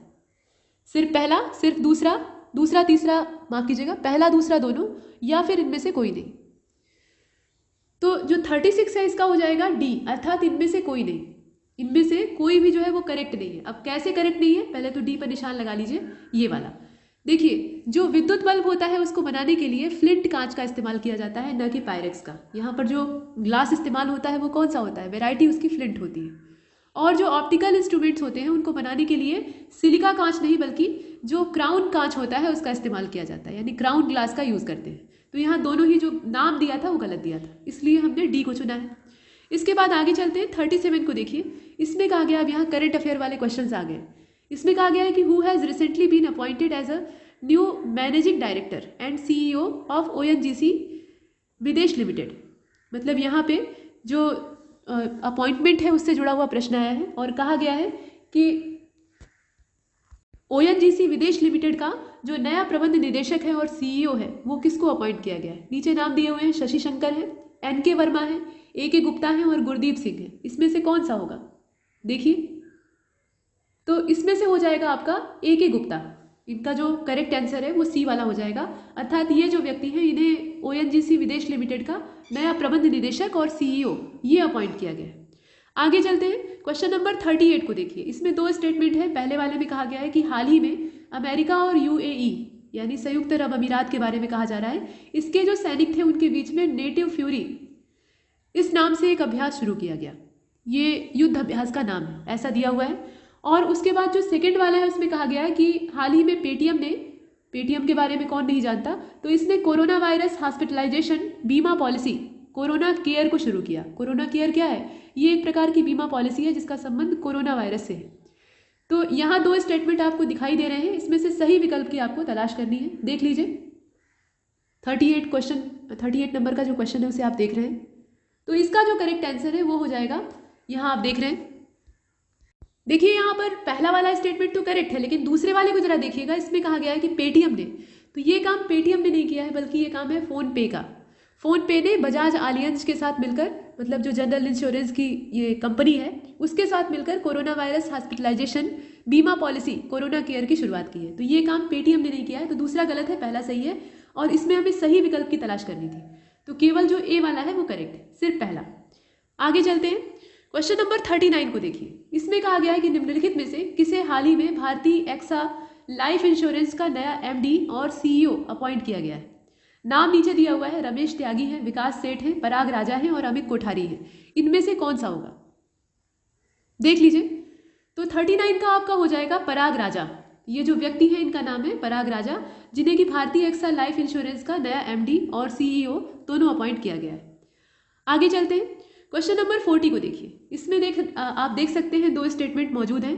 पहले वाले में कहा गया है कि पीएम नरेंद्र मोदी ने गुजरात के गांधीनगर डिस्ट्रिक्ट में आरोग्य वन इसका उद्घाटन किया है। आरोग्य वन का उद्घाटन इन्होंने किया है, ऐसा दिया हुआ है। इसके बाद जो सेकंड वाला स्टेटमेंट है इसमें कहा गया है कि अरुंधति राय ने, यहाँ आप देख रहे हैं, pandemonium the great Indian banking tragedy इस पुस्तक को लिखा है, मतलब इसकी लेखिका ये है। और इस पुस्तक का विमोचन 9 नवंबर को किया जाएगा, ये तारीख दी हुई है। तो दो तारीखें आप देख रहे हैं, मतलब दो स्टेटमेंट देख रहे हैं, एक में तारीखें हैं और नाम दिया है और दूसरे में ये उद्घाटन की बात कही गई है। बताइए इसमें से कौन सा सही है, देख लीजिए। तो यहाँ जो जिला दिया है, देखिए गुजरात में तो किया गया था, इसमें कोई डाउट नहीं है, लेकिन जिला जो गांधीनगर दिया है क्या वो सही है, एक बार देख लीजिएगा। तो इसका हो जाएगा डी, इसमें से कोई सही नहीं है। पूरी जो जानकारी है वो किसी की करेक्ट नहीं है और एकदम एक्यूरेट जो चीज़ है वो हमें इसमें सेलेक्ट करनी है। इसमें देख लीजिए पहले वाले में जो दिया है, बात ठीक है कि पीएम के द्वारा गुजरात के नर्मदा जिले में, यहाँ जो गांधीनगर है उसकी जगह क्या होगा, नर्मदा होगा, वहाँ पर आरोग्य वन का हाल ही में उद्घाटन किया गया है। तो यहाँ जिला कौन सा होगा, नर्मदा जिला होगा। और दूसरा वाला जो है उसमें लेखिका का नाम गलत है, ये अरुंधति राय नहीं है बल्कि तमाल बंदोपाध्याय है। और इस पुस्तक को ये इन्होंने लिखा है और इसका विमोचन 9 नवंबर को किया जाना था, जो कि तारीख बीत चुकी है। अब आगे चलते हैं, क्वेश्चन नंबर 41 को देखिए। इसमें कहा गया है कि निम्नलिखित में सही विकल्प का आपको चयन करना है। दो स्टेटमेंट फिर से आपके सामने हैं जो कि करंट अफेयर से जुड़े हुए हैं। इसमें कहा गया पहले वाले में कि भारतीय नौसेना और श्रीलंका की जो नेवी है दोनों के बीच में द्विपक्षीय समुद्री अभ्यास, और इसका नाम है स्लिनेक्स 20। ये 20वां संस्करण नहीं है बल्कि ये 20 का जो नंबर है ये दूसरे पर्पस से डाला गया है। तो आपको बताना ये है कि यहाँ आप देख सकते हैं दूसरा वाला जो स्टेटमेंट है इसमें कहा गया है कि प्रदीप घोष को हाल ही में वर्ष 2020-21 के लिए, माने ये जो सत्र है इसकी बात की जा रही है, इसके लिए भारतीय बैंक संघ का नया अध्यक्ष चुना गया है। तो दो स्टेटमेंट आप देख रहे हैं, इसमें से कौन सा सही है? यहाँ पर सिर्फ पहला वाला सही है। पहला वाले का मतलब क्या है, भारतीय नौसेना और श्रीलंका नेवी वाला जो इन्फॉर्मेशन दिया है वो करेक्ट है, लेकिन दूसरे वाले को देख लीजिए, यहाँ पर प्रदीप घोष के बारे में कहा गया है, तो उनकी जगह पे कौन होंगे, ये राजकिरण राय का नाम होगा, यहाँ प्रदीप घोष का नाम नहीं रहेगा। अर्थात ये है कि हाल ही में राजकिरण राय को वर्ष 2020-21 के लिए भारतीय बैंक संघ का नया अध्यक्ष चुना गया है। तो दूसरा गलत है, पहला सही है, और इसीलिए इसमें जो करेक्ट आंसर है वो कौन सा हो जाएगा, सिर्फ पहला।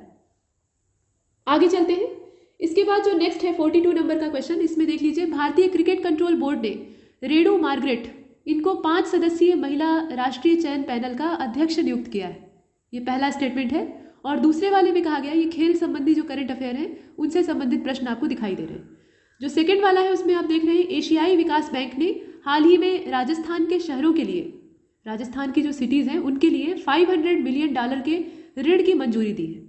मंजूरी देने वाला जो बैंक है वो एशियाई विकास बैंक है। तो आपको बताना ये है कि इन दोनों में से जो करेक्ट विकल्प है वो कौन सा है, करेक्ट ऑप्शन कौन सा है। स्टेटमेंट दोनों सही है या दोनों में से कोई एक ठीक, देख लीजिए। तो इसमें से दोनों ही गलत है। यहाँ पर जो दोनों ही इंफॉर्मेशन है वो सही नहीं है। कैसे सही नहीं है? देखिए, पहले वाले का जो स्टेटमेंट है उसमें सही जानकारी क्या हो सकती है कि भारतीय क्रिकेट कंट्रोल बोर्ड ने नीतू डेविड को, यहाँ जो नाम दिया है वो रेणु मार्गरेट का दिया है, जबकि उसके स्थान पर क्या होगा, नीतू डेविड का नाम होगा। उनको 5 सदस्यीय जो महिला राष्ट्रीय चयन पैनल है उसका अध्यक्ष नियुक्त किया है। ये नाम किसका है? नीतू डेविड का है। तो पहला वाला गलत है। दूसरे वाले को आप देख रहे हैं एशियाई विकास बैंक ने राजस्थान के जो शहर हैं, मतलब माध्यमिक शहर हैं, उनमें समावेशी, अच्छा पैसा किस लिए लगा रहा है, किस लिए ऋण दे रहा है, ये भी एक बात है। तो यहाँ उसका उद्देश्य है समावेशी जलापूर्ति और स्वच्छता, मूल रूप से मतलब यहाँ पे जो सैनिटाइजेशन है उसकी बात की जा रही है। तो इसके लिए पूरा इंफ्रास्ट्रक्चर डेवलप करने हेतु यहाँ वित्त पोषित करने का उद्देश्य है एडीबी का। और इसके लिए जो ऋण की मंजूरी मिली है वो 500 नहीं बल्कि $300 मिलियन की है, यानी इतना ज़्यादा नहीं है बल्कि 300 होगा यहाँ पे। तो जो संख्या है वो कम दी है, माफ़ कीजिएगा, यहाँ जो संख्या है वो ज़्यादा दी है बल्कि इससे कम होगी। यहाँ पर कितना होगा? यहाँ पे होगा 300। तो इसलिए दोनों गलत है। और दोनों गलत है तो यहाँ पे आप लिखिएगा कि इनमें से कोई नहीं। आगे चलते हैं। 43 नंबर के क्वेश्चन को देखिए। इसमें कहा गया है कि हाल ही में पेटीएम फर्स्ट गेम्स, इसने अपना ब्रांड एम्बेसडर किसको नियुक्त किया है। और उसके साथ साथ ये पूछा गया है कि हाल ही में किस राज्य सरकार ने माई फैमिली माई रिस्पॉन्सिबिलिटी, ये एक वाक्य है, मतलब इसे आप देख रहे हैं, माई फैमिली माई रिस्पॉन्सिबिलिटी अभियान को शुरू किया है। तो बताइए ये व्यक्ति का नाम और राज्य का नाम इसमें दिया हुआ है। रोहित शर्मा और गुजरात, सचिन तेंदुलकर और महाराष्ट्र, विराट कोहली और मध्य प्रदेश, महेंद्र सिंह धोनी और राजस्थान। तो इसका जो करेक्ट आंसर है वो बी वाला हो जाएगा, अर्थात सचिन तेंदुलकर और महाराष्ट्र। अर्थात पेटीएम फर्स्ट गेम्स का जो ब्रांड एम्बेसडर बने हैं वो सचिन तेंदुलकर हैं। और माई फैमिली माई रिस्पॉन्सिबिलिटी मतलब मेरा परिवार मेरी जिम्मेदारी, इसका हिंदी अनुवाद होगा। तो इस अभियान को शुरू करने वाली जो राज्य सरकार है वो महाराष्ट्र की है। आगे चलते हैं। क्वेश्चन नंबर 44 को देखिए। इसमें सही विकल्प का आपको चयन करना है। 2 स्टेटमेंट आपके सामने हैं, दोनों को आप देख रहे हैं। पहले वाले में कहा गया है कि हाल ही में विनय टोन्स को एसबीआई म्यूचुअल फंड के प्रबंध निदेशक और मुख्य कार्यकारी अधिकारी के तौर पे नियुक्त किया गया है, यानी इनके अपॉइंटमेंट के बारे में दिया है। इसके बाद जो सेकेंड वाला स्टेटमेंट है उसमें कहा गया है कि न्यूजीलैंड के जेम्स एंडरसन टेस्ट क्रिकेट में 600 विकेट लेने वाले पहले तेज गेंदबाज बन गए। तो ये 2 अलग अलग जानकारियां हैं, बताइए कि इसमें से कौन सा सही है। तो यहाँ पर जो जानकारी है उसमें पहला वाला तो सही है, विनय टोन्स को एसबीआई म्यूचुअल फंड का प्रबंध निदेशक यानी मैनेजिंग डायरेक्टर और उसके अलावा चीफ एग्जीक्यूटिव, इन दोनों ही पदों पर अपॉइंट किया गया है। लेकिन जो दूसरा वाला है जरा उसे ध्यान से देखिए, जेम्स एंडरसन, क्या ये न्यूजीलैंड के हैं? ये इंग्लैंड के हैं। तो यहाँ जो स्थान का नाम दिया है वो गलत है और इसीलिए सेकेंड वाला इसमें रॉन्ग है। तो सिर्फ जो पहला है वो सही है। इसका सही क्या होगा? यहाँ पर जेम्स एंडरसन जो कि टेस्ट क्रिकेट में 600 विकेट लेने वाले पहले तेज गेंदबाज बन गए हैं, ये इंग्लैंड के हैं। ठीक, अब इसके बाद आगे चलते हैं। 45 नंबर के क्वेश्चन को देखिए। इसमें कहा गया है कि निम्नलिखित में से सही विकल्प का चयन कीजिए। फिर से वही 2 स्टेटमेंट है। पहले वाले में ये बताया गया है कि हाल ही में वाटर रोजर मार्टोस रुइज, इनको बेलारूस का नया प्रधानमंत्री बनाया गया। इतना लंबा चौड़ा इनका नाम है, तो ये बेलारूस के नए पीएम बने हैं। इसके बाद जो सेकेंड वाला है इसमें कहा गया कि अलेक्जेंडर लुकाशेंको, इनको पेरू का नया प्रेसिडेंट बनाया गया है, यानी राष्ट्रपति ही अपॉइंट हुए। तो बताइए इसमें से दोनों में से कौन सा सही है। नई नई जो अभी यहाँ पे पदभार संभालने वाली बातें हैं वो की गई हैं। तो इसका हो जाएगा डी, अर्थात इनमें से कोई नहीं, कोई भी सही नहीं है। दोनों की दोनों स्टेटमेंट जो है वो गलत है। तो सही क्या होगा? वाटर रोजर मार्टोस रुइज, ये जो है ये पेरू के नए पीएम बने और यहाँ दिया हुआ है बेलारूस, तो पहला वाला गलत हो जाता है। यहाँ क्या होगा? पेरू होगा। और दूसरे वाले को जरा देखिए, यहाँ पर कहा गया है कि बेलारूस के जो नए राष्ट्रपति हैं, बेलारूस के जो नए राष्ट्रपति हैं वो अलेक्जेंडर लुकाशेंको बने हुए हैं, यहाँ पर कहा गया है। और यहाँ पर जो आप देख रहे हैं जानकारी वो है पेरू, तो पेरू नहीं होगा बल्कि यहाँ पर बेलारूस होगा। तो पहले वाले में वाल्टर रोजर मार्टोस रुइज जो है इनका हो जाएगा पेरू, और अलेक्जेंडर लुकाशेंको जो है इनका हो जाएगा बेलारूस। आगे चलते हैं, इसका डी वाला करेक्ट है, यानी इनमें से कोई नहीं, दोनों ही जानकारियां इसमें रॉन्ग है। 46 को देखिए, यहाँ पर रीजनिंग का क्वेश्चन है और इसमें कहा गया है कि ज्योति अपने घर से स्कूल पहुँचने के लिए निकलती है और इसके लिए वो पूर्व की ओर 20 किलोमीटर जाती है। यानी पहले यहाँ दिशा वाला प्रश्न है, पहले तो आपको दिशाएं बना लेनी चाहिए इस प्रकार से। यहाँ पे आपका ईस्ट हो गया, ये वेस्ट हो गया, ये आपका साउथ हो गया और ये आपका नॉर्थ हो गया। इस प्रकार से आप दिशाएं बना लेते हैं। अब इसमें देखना ये होता है कि कौन सा किस दिशा में चल रहा है। तो देखिए यहाँ प्रश्न क्या है कि ज्योति अपने घर से स्कूल पहुँचने के लिए निकलती है और पूर्व की ओर 20 किलोमीटर चलती है, 20 किलोमीटर तक वो चलती है और उसके बाद वो दक्षिण दिशा की ओर 15 किलोमीटर चलकर यहाँ पे पहुँचती है। यानी 20 किलोमीटर यहाँ चली और उसके बाद दक्षिण की ओर मुड़कर 15 किलोमीटर चलती है और स्कूल के बाद अपने पिता की दुकान पर पहुँचती है। मतलब ये स्कूल के बाद अपने पिता की दुकान पर जा रही है और फिर यह पश्चिम दिशा की ओर 20 किलोमीटर चलकर, यानी 20 यहाँ से यहाँ तक वो चली थी, अब वापस ये पश्चिम की ओर मुड़ रही है, यानी इस ओर मुड़ रही है और 20 किलोमीटर चल रही है और वहाँ पर अपने चाचा की मदद करती है।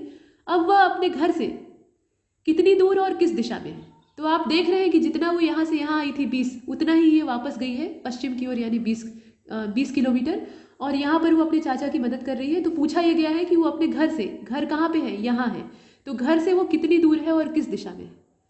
तो घर से उसकी दूरी कितनी हो जाएगी बताइए, 15 हो जाएगी। बीच की जो दूरी है आप साफ साफ देख रहे हैं, घर से उसकी जो बीच की दूरी है कितनी है, 15 है।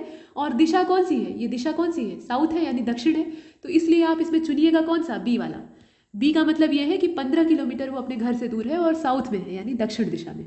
इस प्रकार से कुछ जो है वो सरल भी होते हैं, कुछ कठिन भी होते हैं, तो ये सरल था। इसके बाद 47 नंबर का जो क्वेश्चन है उसको देख लीजिएगा। इसमें कहा गया है कि यदि प्लेयर, ये जो वर्ड है अंग्रेजी का, इसको किसी कूट भाषा में, ये जो प्लेयर वर्ड है इसको कूट भाषा में MQXZSF लिखते हैं, तो उसी कूट भाषा में जो अगला वर्ड है वो कैसे लिखा जाएगा, यानी सिंपल को हम लोग कैसे लिखेंगे। तो यहाँ पर प्लेयर को आप लिखिएगा अगर, और उसके सामने जो अक्षर है इनको लिख दीजिएगा। जैसे देखिए यहाँ आप देख सकते हैं PLA, इसके बाद यहाँ पर आप लिख दीजिए YER, और P के स्थान पे आप क्या लिखिए, M लिख दीजिए। P जहाँ आपको दिखेगा वहाँ क्या लिखना है, यम लिखना है। वैसे ही यल जहाँ दिखेगा वहाँ पे आपको Q लिखना है। इन दोनों को आपस में मिलाते रहेंगे, जो जिसके स्थान पे है वही उसके स्थान पर सब्स्टिट्यूशन करेगा, मतलब उसे प्रतिस्थापित करके अपने आ जाएगा। वैसे ही A वाला जो है मतलब PLA, तो A के स्थान पे आपको क्या लिखना होगा, वहाँ लिखना होगा X। तो इसी आधार पे आप P जहाँ आएगा वहाँ यम लिख दीजिएगा। जैसे सिंपल में P जहाँ है वहाँ क्या हो जाएगा, यम हो जाएगा। जहाँ पे यल आएगा वहाँ पे आपको Q लिखना है। जहाँ A आएगा, A इसमें है ही नहीं है, कोई बात नहीं। इसके अलावा Y है, E है, R है, तो उसके स्थान पे जो शब्द, माफ़ कीजिएगा, जो अक्षर आने चाहिए, अल्फ़ाबेट आने चाहिए, उन्हें आप प्रतिस्थापित कर देंगे तो आपको जो करेक्ट आंसर है वो मिल जाएगा। तो 47 का जो करेक्ट आंसर है वो हो जाएगा A वाला, यानी सिंपल को हम लोग क्या लिख लेंगे यहाँ पर JTOLFM। इस तरह से हम इसे कूट भाषा में यानी कोड वर्ड में तोड़ सकते हैं। आगे चलते हैं। इसके बाद 48 नंबर का जो क्वेश्चन है, इसमें जो संख्या श्रृंखला है वो आपके सामने है। संख्याओं का एक पूरा पेयर दिया हुआ है और उसमें एक जो वर्ग है वो मिसिंग है, गायब है। 9 है, 29 है, 67 है, 129 है और 221 है। उसके आगे की संख्या आपको पता होनी चाहिए, मतलब कौन सी है ये बताना है। यहाँ 4 विकल्प दिए हैं, तो इसका आपको या तो इसमें गुणा करना होता है, जोड़ना होता है, या फिर कुछ घटाना होता है, या किसी खास नंबर से भाग देना होता है, या दोगुना चौगुना करने वाला जो सिस्टम है वो मौजूद होता है। तो ये सारे हथकंडे आजमाने के बाद जो जानकारी आपको प्राप्त होगी वो होगी 349, यानी डी वाला जो इसका आंसर है वो करेक्ट है, यानी 349 आएगा 221 के बाद। आगे चलते हैं। इसके बाद जो 49 नंबर का क्वेश्चन है जरा उसको देखिएगा। इसमें कहा गया है कि कबीर, ये जो व्यक्ति है ये शोभित से सीनियर है, यानी उससे बड़ा है। शोभित आरोग्य से सीनियर है, मतलब इसमें जो कबीर है ये शोभित से सीनियर है, और उसके बाद शोभित जो है ये आरोग्य से सीनियर है, और आरोग्य जो है वो शिवाय से जूनियर है। शिवाय शोभित से जूनियर है, तो सबसे सीनियर कौन है यहाँ पे, जो सबसे बड़ा है, या सबसे छोटा भी पूछ लेता है लेकिन यहाँ बड़ा पूछा है, तो सबसे यहाँ पे ज्येष्ठ कौन है बताइए। तो यहाँ पर हो जाएगा कबीर। इसे आप अरेंज करके देखिएगा तो कबीर आएगा। इसके बाद 50वें नंबर का जो क्वेश्चन है उसको जरा देख लीजिए। इसमें कहा गया है कि 3 दोस्तों की वर्तमान आयु, तो यहाँ आयु न देकर उसका रेशियो दे दिया है, अनुपात दे दिया है 7, 8, 9, मतलब 7:8:9 है। अब 5 साल पहले की अगर बात की जाए तो उस समय इनकी जो आयु थी, यानी इनकी जो उम्र थी, उसको अगर जोड़ दिया जाए तो केवल 57 साल होती थी, तीनों की जोड़कर तो उनकी जो वर्तमान आयु है उसको आपको ज्ञात करना है। अब यहाँ पर आप या तो तीनों को x के साथ मल्टीप्लाई करके अलग अलग मान लीजिए और उसके बाद एक रेखीय समीकरण बनाकर x की वैल्यू निकालकर सब में रख दीजिए तो आपको वैल्यू प्राप्त हो जाएगी। और नहीं तो दूसरा तरीका ये हो सकता है कि यहाँ डिवाइड एंड रूल वाला जो फंडा है उसको आप अप्लाई कर सकते हैं। कुल मिलाकर इसका जो आंसर है, पहले एक की आपको मालूम होगी, उसकी सहायता से आप दोनों जो बचे हुए हैं उनकी मालूम कर लेंगे। इसमें हो जाएगा 21, 24 और 27। जो तीनों मित्र हैं एक क्रम से 7, 8, 9 वाला रेशियो है, तो यहाँ पर 21, 24 और 27 इसका करेक्ट आंसर होगा, अर्थात डी वाला इसमें सही है। यहाँ तक हमने जीएस के क्वेश्चंस को हल किया है। अब इसके बाद जो हिंदी भाषा के प्रश्न है, मतलब सामान्य हिंदी के क्वेश्चंस है, उन्हें आपको देखना है। तो चलिए देख लेते हैं बिना देर किए। देखिए, हिंदी में जो पहला प्रश्न है उसमें विलोम आपको बताना है। कहा गया है कि निम्नलिखित में से एक शब्द शुष्क का विलोम है। शुष्क मतलब क्या होता है? सूखा। जैसे इस समय सर्दी का मौसम चल रहा है तो चमड़ी जो है वो खुश्क और शुष्क हो जाती है, सूखी हो जाती है। उसको आप मुलायम बनाने के लिए, फटने से बचाने के लिए उस पर तेल या वैसलीन लगाते हैं। तो वैसे ही यहाँ पर शुष्क है और इसका आपको विलोम बताना है, यानी उल्टा। तो इसमें से कौन सा हो जाएगा? रुक्ष, आर्द्र, शीत या नर्म? बताइए। तो इसमें से शुष्क का मतलब क्या होता है? सूखा, यानी जहाँ जल का अभाव हो, तो उसका हो जाएगा गीला, यानी आर्द्र, जहाँ नमी मौजूद हो। इसमें से रुक्ष का मतलब क्या होगा? रूखा होगा, तो वो विलोम नहीं हो सकता। वैसे ही शीत अर्थात ठंडा, नर्म मतलब मुलायम, तो सबसे उपयुक्त जो इसका विलोम शब्द है वो आर्द्र है। अभी पीछे जो मॉडल टेस्ट पेपर हल हुए हैं, मतलब मॉक पेपर आए थे, वीडियोज आए थे, तो उसमें एक राजा का विलोम पूछा गया था। तो उसमें रंग को चुना गया था, हालांकि रानी का भी विकल्प मौजूद था। तो कुछ लोगों ने कहा कि राजा, रानी, मतलब राजा का जो विलोम शब्द है वो रानी भी हो सकता है, प्रजा भी हो सकता है और रंग भी हो सकता है। तो बात तो ठीक है, लेकिन तब क्या होगा जब विकल्प 4 आपके पास हैं और चारों में यही सब दिया हो? क्या आप चारों को चुन लेंगे या तीनों को चुन लेंगे? वहाँ चुनना आपको एक ही है, तो जो सबसे सुटेबल हो, सबसे उपयुक्त हो, वो आपको चुनना होता है। और ऐसी कंडीशन में यहाँ राजा का जो सबसे उपयुक्त विलोम शब्द होता है वो रंक होता है। वैसे तो दोनों और भी हैं, माना जा सकता है, इसमें कोई डाउट नहीं है। अगर रंक ना मौजूद हो तो आप रानी को चुन सकते हैं, प्रजा को चुन सकते हैं, लेकिन अगर रंक उपस्थित है तो यहाँ आप उसी को चुनिएगा। चलिए अब आगे देखते हैं। इसके बाद जो सेकंड वाला है उसको देखिए। यहाँ कहा गया है कि निम्नलिखित में से विलोम की दृष्टि से सही जो शब्द युग्म है वो कौन सा है? मतलब एक तरफ शब्द है और दूसरी तरफ उसका विलोम है, ऐसे 4 पेयर आपके सामने मौजूद है। आग्रह का ग्रह दिया है, सही आपको खोजना है, यानी बाकी 3 गलत है, कोई एक सही है। आग्रह का ग्रह दिया है, अपकर्ष का उपकर्ष दिया है, जारज का औरस दिया है और उत्सर्जन का उन्मज्जन दिया है। अब बताइए कि इनमें से कौन सा होगा? तो देखकर मालूम हो जा रहा है इसका सी वाला करेक्ट होगा, जारज का औरस होगा। ये एकदम परफेक्ट है, बाकी जितने हैं सब गलत है। आगे चलते हैं। आविर्भाव, ये जो आविर्भाव शब्द है इसका आपको विलोम ढूंढना है। तो अनाविर्भाव ये दिया हुआ है, मोक्ष दिया है, आविर्भाव दिया हुआ है और तिरोभाव दिया हुआ है। तो इसमें से कौन सा होना चाहिए? इसका हो जाएगा तिरोभाव। ये तो जग जाहिर बात है, आविर्भाव का जो शब्द का इसमें विलोम होगा वो तिरोभाव होगा, डी वाला। आगे चलते हैं। चौथे नंबर का जो प्रश्न है उसको देखिए। यहाँ भी विलोम है अधिकृत। जो अधिकृत शब्द है इसको आपको विलोम यानी उल्टा करना है। विकल्प देख सकते हैं आप, अनाधिकृत है, अनधिकृत ये दिया हुआ है, इसके अलावा अनाधिकारिक है, अलग अलग शब्द हैं, और अतिक्रमित है। यहाँ 4 विकल्प आपके सामने देख लीजिए। तो इसका हो जाएगा बी, अनधिकृत। ये जो अधिकृत है इसका हो जाएगा अनधिकृत, ये करेक्ट विलोम है। इसके बाद 5वें नंबर का जो है उसको देख लीजिए। 5वें नंबर के प्रश्न में कहा गया है कि अनुरूप का विलोम क्या होगा? अनुरूप, नीचे विकल्प आप देख रहे हैं, विरूप है, प्रतिरूप है, अनुकूल है और प्रतिकूल है। तो इसमें से कौन सा होना चाहिए? इसका हो जाएगा बी, अर्थात प्रतिरूप। इसके बाद 6वें नंबर का जो प्रश्न है उसको देखिए। पुष्ट शब्द का विलोम, पुष्ट का आपको विलोम खोजना है। छीड़ है, दुष्ट है, पुरस्कार है और प्रकृति है। तो इसमें जो छीड़ शब्द है वही इसका विलोम होगा। यानी पुष्ट मतलब क्या होता है? स्वस्थ, हट्टा कट्टा, और छीड़ मतलब कमजोर। कहते हैं ना कि रिष्ट पुष्ट हैं, तो रिष्ट पुष्ट है मतलब क्या? एकदम मोटे ताजे हैं, खा पी के एकदम मस्त हैं। तो यहाँ छीड़ इसका हो जाएगा। तो 6वें का हो गया ए। आगे चलते हैं। इसके बाद वापस आगे चलने का मतलब है कि ऊपर लौट आते हैं। तो यहाँ सापेक्ष का विलोम शब्द आपको बताना है। सापेक्ष का आप जानते हैं क्या होता है? निरपेक्ष होता है। तो 7वें का आपका हो जाएगा सी वाला। इसके बाद 8वें को देखिए। निम्नलिखित में से कौन सा सही विलोम युग्म नहीं है? यहाँ पर जो सही न हो उसकी तलाश आपको करनी है 8वें वाले में। भद्र का अभद्र, भय का साहस, मूढ़ का ज्ञानी और मान्य का धान्य। बताइए इसमें से कौन सा गलत है? 8वें नंबर के प्रश्न को देख रहे हैं तो इसमें जो डी वाला है वो गलत है। मान्य का धान्य नहीं होगा, ये एक राइमिंग वर्ड की तरह तो हो सकता है लेकिन विलोम नहीं है। बाकी जितने हैं वो करेक्ट है। इसके बाद प्रछन्न। प्रछन्न शब्द का विलोम आपको बताना है। तो प्रछन्न का सही विलोम इसमें से कौन सा होगा? देखिए, प्रत्यक्ष, प्रतिपन्न, अप्रतिबद्ध और गौण, इसमें से कौन सा होना चाहिए? तो 9वें का हो जाएगा बी। इसमें 9वें का जो करेक्ट आंसर है वो बी हो जाएगा, अर्थात बी का मतलब क्या हुआ कि प्रतिपन्न। आगे चलते हैं। आवेशित। आवेशित का विलोम आपको बताना है। अनावेशित, अनावृष्टि, अनावृत या अनाश्रित। तो ये जगजाहिर बात है, इसका ए वाला करेक्ट होगा। इसमें बाकी जितने तीनों विकल्प हैं वो साफ साफ मालूम हो रहे हैं कि इसके नहीं हो सकते। इसमें हो जाएगा अनावेशित, यहाँ जिसके ऊपर कोई आवेश न हो। इसके बाद 11वें नंबर का जो क्वेश्चन है, इसमें आप देख रहे हैं कि निम्नलिखित में से किस शब्द की वर्तनी, अभी विलोम की हम बात कर रहे थे, अभी वर्तनी की बात कर रहे हैं, तो किस शब्द की जो वर्तनी है वो अशुद्ध है? विश्लेषण है, ज्योत्सना है, प्रदर्शिनी है और अनाधिकार है। इसमें से कोई एक जो है वो अशुद्ध है, बाकी 3 शुद्ध हैं। तो जो अशुद्ध है वही खोजना है। इसका हो जाएगा डी, अनाधिकार। यहाँ जो वर्तनी है वो इसी की गलत है। आगे चलते हैं।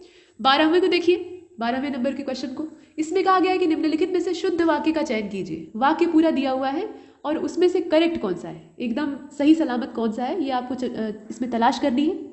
तो 12वें नंबर का ये जो प्रश्न है, इसका करेक्ट आंसर हो जाएगा विद्या श्रेष्ठ धन होती है। ये आपका शुद्ध है। विद्या क्या है? ये स्त्रीलिंग है और इसलिए यहाँ पर लिखेंगे होती है, और इसके बारे में जो लिखा है एकदम परफेक्ट तरीके से लिखा गया है, विद्या श्रेष्ठ धन होती है। बाकी जितने हैं सब में कुछ न कुछ त्रुटियां हैं। तो इसका जो सी वाला है वो करेक्ट आंसर होगा। बाकी को देख लीजिएगा, इसमें सही नहीं है सब। उसका प्राण निकल गए, ये सही है ही नहीं है, साफ साफ मालूम हो रहा है। हर एक खिलाड़ी मैदान में पहुंच गए जबकि होना चाहिए गया। इसी प्रकार से संपूर्ण देश काल में निराशा छा गई, ये खुद ही एक अशुद्ध वाक्य है। तो इसमें जो सी वाला है वो करेक्ट है। इसके बाद 13वें को देखिए। यहाँ पर कहा गया है कि निम्नलिखित शब्दों में वर्तनी की दृष्टि से कौन सा शब्द अशुद्ध है? पुष्पांजलि, निरापराध, भास्कर और उज्जवल। देख रहे हैं आप, उज्जवल को भी देख लीजिए, दोनों ज जो है वो आधे हैं, मतलब ठीक है। तो 13वें वाले में कौन सा होगा? 13वें का हो जाएगा बी, निरापराध। यहाँ पर होगा निरपराध, यहाँ निरापराध नहीं होगा, इसलिए आपकी जो ये वर्तनी है ये अशुद्ध है इसमें। इसके बाद 14वें को देख लीजिए। यहाँ पर शुद्ध वर्तनी वाला शब्द खोजना है। शुश्रूषा है, शुश्रूषा है। इसके बाद अलग अलग, पहले वाले में बड़ा श है, दूसरे वाले में छोटा सा है। उसके बाद जो तीसरा वाला है, उच्चारण तो वही है लेकिन हल्का सा इसमें फर्क है। यहाँ वाले में बड़ा ऊ था, यहाँ छोटे ऊ की मात्रा है। और यहाँ पर क्या किया है कि जो श्री वाला श्र होता है उसको पहले इस्तेमाल कर दिया है और बड़े श को बाद में कर दिया है। तो इसमें श का हेरफेर है और मात्राओं का हेरफेर है। इसमें से कोई एक ही शुद्ध है, उसकी आपको इसमें पहचान करनी है। 14वें नंबर के प्रश्न को आप देख पा रहे हैं। तो इसका हो जाएगा ए वाला। इसमें जो करेक्ट है वो ए वाला होगा, 14 का ए। आगे चलते हैं। इसके बाद 15वें नंबर के प्रश्न को देखिए। इसमें कहा गया है कि दिन ब दिन रसायनों के अप्रत्याशित प्रभाव सामने आ रहे हैं। तो यहाँ पर क्या होगा? अप्रत्याशित होगा, और अप्रत्याशित इसमें आपको विकल्प के तौर पे सी वाले में दिखाई दे रहा है। तो ये वाला करेक्ट होगा, ये गलत है और सही क्या है? ये वाला। 16वें को देखिए जरा, इसमें कौन सा वाक्य अशुद्ध है ये आपको खोजना है 16 नंबर के क्वेश्चन में। पहला वाला जो वाक्य है उसमें कहा गया है कि उसने केवल मुझे आमंत्रित किया। दूसरा वाला जो है इसमें कहा गया है कि आम सभा में प्रत्येक वर्गों के प्रतिनिधि उपस्थित थे। इसके बाद सी वाले में कहा गया है कि कवि ने संपादक को एक कविता भेजी। और डी वाले में कहा गया है कि कृपया पत्रोत्तर जो है, मतलब पत्र का उत्तर, उसे शीघ्र दें, जल्दी दें। तो बताइए कि इसमें से कौन सा अशुद्ध है? इसमें से बी वाला अशुद्ध है। आम सभा में प्रत्येक वर्गों के प्रतिनिधि उपस्थित थे। यहाँ पे उपस्थित नहीं लिखा है, उपस्थिति थे ये लिखा हुआ है। तो ये वाक्य की संरचना ही पूरी जो है वो डिस्टर्ब है, और इसलिए इसका जो बी वाला है वो करेक्ट होगा। इसमें हमें अशुद्ध खोजना था। इसके बाद 17वें नंबर के प्रश्न को देखिएगा। इसमें कहा गया है कि व्यवहारिक रूप से आपकी बात उचित मालूम नहीं होती है। अब यहाँ पर नीचे अंडरलाइन किया है व्यवहारिक पर, और कहा है कि इसका शुद्ध रूप क्या होगा? व्यवहारिक होगा, व्यावहारिक होगा, व्यवहारिक होगा, मतलब व्यवहारिक होगा, इसके अलावा व्यवहारिक होगा। इसमें से कौन सा सही है बताइए? तो 17वें नंबर का जो प्रश्न है इसका करेक्ट आंसर हो जाएगा बी। बी का मतलब क्या है? व्यावहारिक। यहाँ पर जो य है उसके आगे आ की मात्रा होगी, ये आप देख रहे हैं। तो इसका जो बी वाला है वो करेक्ट होगा। इसके बाद 18वें नंबर के प्रश्न को देखिए। यहाँ कहा गया है कि उपन्यास सम्राट मुंशी प्रेमचंद्र ही भारत के सर्वोत्कृष्ट उपन्यासों के रचयिता है। यहाँ पर जो शब्द अंडरलाइन किया हुआ है वो है रचयिता, लेकिन यहाँ वैसे नहीं लिखा है बल्कि लिखा है रचयिता।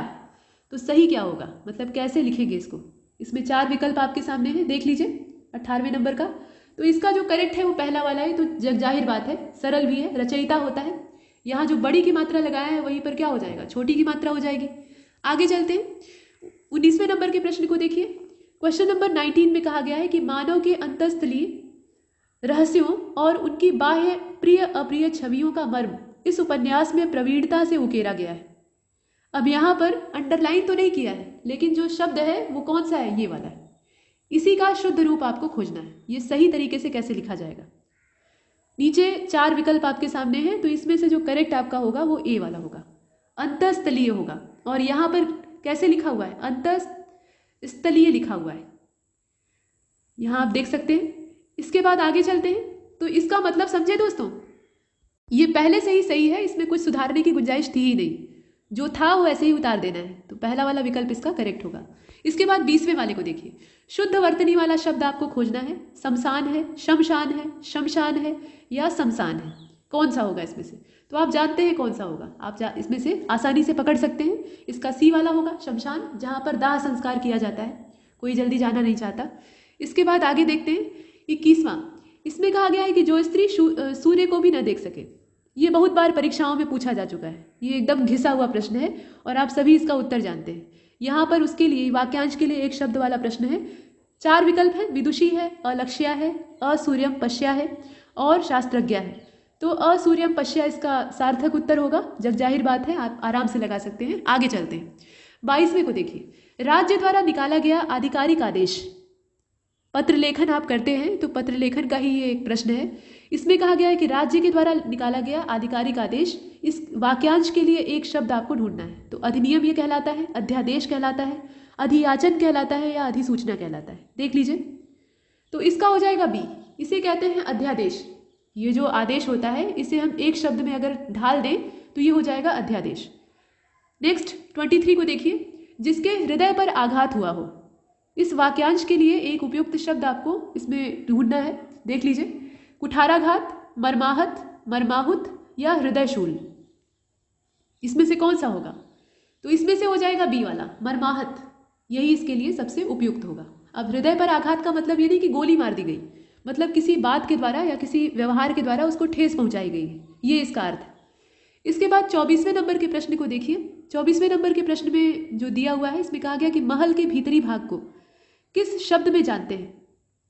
महल का जो अंदर का हिस्सा होता है उसको एक शब्द में अगर कहना हो तो क्या कहेंगे, गर्भगृह कहेंगे, भीतरी तल कहेंगे, अंतःपुर कहेंगे या रनिवास कहेंगे। इसमें से कौन सा एकदम परफेक्ट होगा। तो इसमें हो जाएगा अंतःपुर, भीतर का भाग यानी अंतःपुर। रनिवास क्या होता है, जहाँ रानियां रहती हैं, इसको मुगल काल में हरम कहा जाता था। इसके बाद 25 नंबर के क्वेश्चन को देखिए। दिशाएं ही जिसका वस्त्र है, इसके लिए एक शब्द आपको इस्तेमाल करना है। तो दिगंबर हो जाएगा।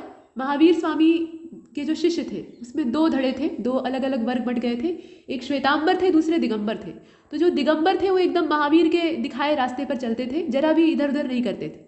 और ये दिगंबर कैसे होते थे, ये नग्न रहते थे, अर्थात कपड़े नहीं पहनते थे, कहते थे कि दिशाएं ही हमारा वस्त्र है, तो ये दिगंबर थे। अब यहाँ पे जो शब्द है वो कौन सा होगा, सी वाला होगा, अर्थात दिगंबर होगा। इसके बाद 26 को देखिए। इसमें कहा गया है कि हाथी की पीठ पर रखे जाने वाला आसन, इसके लिए शुद्ध शब्द कौन सा है। दरख्त होगा, हौदा होगा, काठी होगी या बख्तर होगा। हाथी के ऊपर जब सवारी की जाती है तो ऐसे सीधा जाकर नहीं बैठ जाते, उसके ऊपर बाकायदा आसन लगाते हैं और उस आसन को नीचे बांधते हैं। इसको अंबारी भी कहा जाता है, लेकिन अंबारी के साथ साथ इसके लिए जो एकदम एग्जैक्ट वर्ड यूज़ होता है वो होता है हौदा। तो इसमें जो 26 का करेक्ट होगा वो बी होगा, हौदा। इसकी डिज़ाइन हौद जैसी होती है, ताकि इधर उधर हाथी के चलने से उसकी पीठ हिलती है तो जो सवार है वो अगल बगल गिर न जाए, इसके लिए अगल बगल थोड़े से जो इसके किनारे होते हैं वो उठे हुए होते हैं। तो 26 का क्या हो जाएगा, बी हो जाएगा, यानी हौदा। आगे देखते हैं 27 को देखिए। नियम विरुद्ध असामाजिक कार्य करने वालों की सूची के लिए एक शब्द अगर आपको इसमें लिखना हो तो क्या लिखिएगा। अपराध सूची, काली सूची, अवैध सूची या श्वेत सूची। ब्लैक लिस्टेड आप करते हैं ना अपने मोबाइल में नंबरों को, तो वही चीज़ यहाँ भी है। फिलहाल इसमें से कौन सा होगा 27, इसका हो जाएगा बी, काली सूची। स्कूलों में जब नकल बहुत ज़्यादा होती है तो उन्हें ब्लैक लिस्ट में डाल दिया जाता है। क्यों ऐसा किया जाता है, क्योंकि वो नियम के खिलाफ चल रहे थे, असामाजिक कार्य कर रहे थे। ठीक वैसे ही कोई व्यक्ति आपके मोबाइल फ़ोन पर बार बार कॉल करके या मैसेज भेजकर आपको परेशान करता है तो आप उसे काली सूची में डाल देते हैं, यानी ब्लैक लिस्टेड कर देते हैं, और उसके बाद वो आपको परेशान नहीं कर पाता। तो ये स्थितियां जो हैं ये ऐसे व्यक्ति के लिए इस्तेमाल होती है जो कि नियम विरुद्ध असामाजिक कार्य कर रहा हो। इसके बाद 28 को देखिए, इसमें कहा गया है कि जिसका जन्म छोटी जाति में हुआ हो। जाति प्रथा कभी भी अच्छी नहीं होती, लेकिन यहाँ चूंकि वाक्यांश के लिए एक शब्द आपको ढूंढना है, तो यहाँ देख लीजिए, अंडज होगा, शूद्र होगा, अत्यंज होगा, और उसके अलावा अछूत होगा। इसमें से कौन सा शब्द इस्तेमाल किया जाएगा? 28, इसे आप देख लीजिए। तो 28 का करेक्ट आंसर हो जाएगा सी, अनत्यज। इसे कहा जाएगा अंत्यज या अनत्यज। शूद्र नहीं कहा जाएगा, शूद्र एक वर्ण हो जाएगा। यहाँ पे जो अंत्यज है वो इसके लिए परफेक्ट होगा। आगे चलते हैं, 29 को देखिए, इसमें कहा गया है जो अपने पद से हटाया गया हो, पदच्युत कहा जाता है। पद से हटा दिया गया, इसका मतलब क्या है कि वह पदच्युत है। 29 का डी। आगे चलते हैं, 30वें को देखिए, कनिष्ठिका और मध्यमा के बीच की जो अंगुली होती है, अंगुलियां जो 5 हैं आपकी अंगूठे सहित, उनके नाम आपको पता है कि नहीं? पहले सबसे पहले अंगूठा होता है, उसके बाद ये आपकी अंगुली होती है, उसके बाद ये होती है, एक ये होती है, और एक ये सबसे छोटी होती है। इस प्रकार से आपके हाथ की बनावट होती है। तो इसमें ये तर्जनी होती है, ये मध्यमा होती है, ये अनामिका होती है, और ये कानी यानी कनिष्ठिका होती है सबसे छोटी, और ये अंगुष्ठा होता है। तो अब बताइए कि इसमें कौन सा सही होगा? कनिष्ठिका और मध्यमा के बीच की जो अंगुली होती है, कनिष्ठिका मतलब क्या? ये, और मध्यमा मतलब ये, तो इसको हम लोग कहते हैं अनामिका। और इसमें अनामिका सही ढंग से कहाँ पर लिखा हुआ है? नीचे, डी वाला। तो इसका जो करेक्ट आंसर है वो डी होगा, अनामिका। आगे चलते हैं, 31 को देखिए। 31 में कहा गया है कि तत्सम की दृष्टि से, तत्सम शब्दों की निगाह से इसमें से कौन सा शुद्ध है? शाटिका, रस्सी, रैन और सरसों। शाटिका शुद्ध है, शाटिका मतलब साड़ी, तो यहाँ पर कौशेय शाटिका कहा जाता है, साड़ी को कहा जाता है। तो 31 का ए हो जाएगा। इसके बाद आगे 32 को देखिए, इसमें तत्सम की दृष्टि से आपको एक जो युग्म अशुद्ध हो वो खोजना है। पीछे शुद्ध देखना था, उसमें अशुद्ध खोजना है। दीक्षा का परीक्षा, शूकर का बलिवर्द, कपूत का सपूत और वरिष्ठ का कनिष्ठ, कौन सा होगा इसमें से? स्पष्ट है कि सी वाला होगा। कपूत और सपूत, यहाँ पर कुपुत्र और सुपुत्र होना चाहिए था। तो ये जो युग्म है, वैसे तो ये विलोम ही दिया हुआ है एक दूसरे का, जितने हैं सब विलोम दिए हैं एक दूसरे से, लेकिन तत्सम के रूप में दिए हैं, और ये तद्भव है। तो इसका जो सी वाला है वो करेक्ट होगा। आगे देखते हैं, 33 को देखिए, कैवर्त शब्द का तद्भव, मल्लाह, केवट, नाविक या केवल। 33, तो इसका हो जाएगा बी। केवट को कहा जाता है कैवर्त, मतलब तद्भव इसका होता है केवट, और शुद्ध जो तत्सम होता है वो होता है कैवर्त। इसके बाद 34 को देखिए, तद्भव शब्द निर्दिष्ट कीजिए, यानी इसमें से तद्भव कौन सा है? तो आधा, कूप, विद्या और व्योम। आधा होगा, आधा का जो तत्सम होगा वो क्या होगा? अर्ध होगा, आप जानते हैं, अर्धवार्षिक आपने सुना होगा। तो आधा जो है इसमें तद्भव है, बाकी जितने हैं वो शुद्ध हैं। कूप का अगर तद्भव आप देखना चाहें तो कुआं होता है। विद्या का जानकारी आप लिख सकते हैं या कौशल लिख सकते हैं। इसके अलावा व्योम, तो व्योम जो है वो आकाश अंतरिक्ष को कहा जाता है। कुल मिलाकर इसमें जो तद्भव है वो आधा है, इसका अर्ध जो है वो शुद्ध होता है। अधोलिखित में से, अधोलिखित का मतलब क्या? नीचे लिखे जो इसमें शब्द आपको दिख रहे हैं उसमें से तद्भव शब्द ढूंढना है आपको। तो पहला जो है उसमें लिखा हुआ है प्रत्यभिज्ञान, पहला शब्द है। दूसरा है परिधान, इसके बाद तीसरा वाला है पिटक, और डी वाला है पिटाग। इसमें से कौन सा होगा जो कि तद्भव है? 35 देख लीजिए और बताइए। तो इसका हो जाएगा डी, इसमें हो जाएगा पिटाग। आगे देखते हैं 36, कौन सा तत्सम शब्द नहीं है? यहाँ पर तत्सम नहीं है, अर्थात तद्भव कौन सा है ये आपको खोजना है। इंदु है, दिनेश है, मनोज है और रात है। तो रात हो जाएगा, ये रात जो है इसका शुद्ध क्या होगा? मतलब तत्सम रात्रि होता है, लेकिन यहाँ आपको तद्भव खोजना था, तो डी वाला इसका करेक्ट आंसर होगा। 37 को देखिए, नीचे लिखे गए तत्सम तद्भव शब्दों के युग्म में से कौन सा युग्म जो है वो गलती से भरा हुआ है, त्रुटिपूर्ण है? क्षीर का खीर, दही का दधी, माफ कीजिएगा, दही का दही, इसके बाद दुग्ध का दूध, घृत का घी। इसमें से कौन सा त्रुटि युक्त है ये आपको बताना है। 37, इसका बी वाला आपका करेक्ट होगा, अर्थात दही का दही, ये जो दिया है ना ये तत्सम और तद्भव के हिसाब से सही नहीं है। बाकी जितने हैं सब ठीक है। दुग्ध, दूध मतलब दुग्ध जो है वो तत्सम है, दूध जो है वो तद्भव है, घृत जो है ये शुद्ध होता है, और घी जो है ये बोलचाल वाला शब्द है। वैसे ही क्षीर जो है ये शुद्ध होता है, और खीर जो हम लोग कहते हैं वो तद्भव होता है। यहाँ पर दही और दही, ये दधी वाला जो कॉन्सेप्ट है वो आ जाएगा, फिलहाल ये गलत है। इसके बाद 38, पोखर, इसका तत्सम क्या होगा? पुष्कर होगा। पुष्कर को ही कहते हैं पोखरा, सरोवर या पोखर। इसके बाद आगे 39 को देखिए, इसमें सुमेलित जो ना हो उसको आपको ढूंढना है। तो ओझा का उपाध्याय वही तद्भव तत्सम वाला है। इसके बाद कपास का करपट, केला का कदली और पसीना का प्रस्विन, स्वेद भी कहा जाता है वैसे। देखिए इसमें से कौन सा युग्म जो है वो सुमेलित नहीं है। तो कपास का करपट, करपट मतलब होता है कपड़ा, और कपास जो है वो एक पौधा होता है जिसकी कि रुई से जो सूती कपड़े हैं, मतलब सूती धागा है, उसका निर्माण होता है और उससे सूती वस्त्रों का उत्पादन होता है। तो यहाँ कपास का करपट नहीं होगा, करपट का जो तद्भव है वो कपड़ा हो जाएगा। बाकी जितने हैं वो सही हैं। ओझा को उपाध्याय कहते हैं, केला को कदली कहते हैं, तुलसीदास जी ने लिखा है काटे पई कदली फरे। तो यहाँ पर केला जो है वो काटने से ही फलता है, जितना उसको काट कर आप छोटा रखेंगे उतना ही वो तेजी से बढ़ेगा और फलेगा जल्दी। और उसके अलावा पसीने का स्वेद भी होता है और प्रस्विन भी होता है। ठीक, तो इसका बी वाला करेक्ट है। इसके बाद 40वें को देखिए, इसमें कहा गया है कि निम्नलिखित में से कौन सा शब्द तत्सम नहीं है। क्षीर, मयूर, सफेद और शीर्ष। सफेद होगा, सफेद का जो तत्सम होगा वो क्या होगा, श्वेत होगा, आप जानते हैं। इसके बाद 41 को देखिए, निम्नलिखित में से कौन सा शब्द सरस्वती का पर्यायवाची नहीं है। पर्यायवाचियों पर हम आ गए हैं। तो वीणा पाणी, महाश्वेता, पद्मा और भारती, इसमें से कौन सा होगा। 41 का हो जाएगा सी। 41 का सी का मतलब क्या है, यानी पद्मा। यहाँ पर पद्मा जो है वो सरस्वती जी का पर्यायवाची नहीं है। बाकी वीणा पाणी मतलब वीणा जो हाथ में लिए हुए हों, महाश्वेता इन्हें कहा ही जाता है, और इसके अलावा भारती तो कहा ही जाता है। पद्मा किसको कहा जाता है, जरा कमेंट बॉक्स में बताइएगा। इसके बाद 42, ये है हिरण्यगर्भ, और इसका पर्यायवाची शब्द आपको खोजना है। तो हिरण्यगर्भ का पर्यायवाची क्या होगा, विष्णु, ब्रह्मा, महेश और गणेश, बताइए। 42 इसे आप देख रहे हैं, तो इसका हो जाएगा बी, यहां पर हो जाएगा ब्रह्मा। आगे चलते हैं, और आगे का मतलब ऊपर चलते हैं वापस। 43 नंबर के क्वेश्चन को देखिए, निम्नलिखित में से एक समुद्र का पर्यायवाची शब्द नहीं है। मतलब समुद्र के यहाँ 4 पर्यायवाची दिए हैं, लेकिन उसमें से एक गलत है।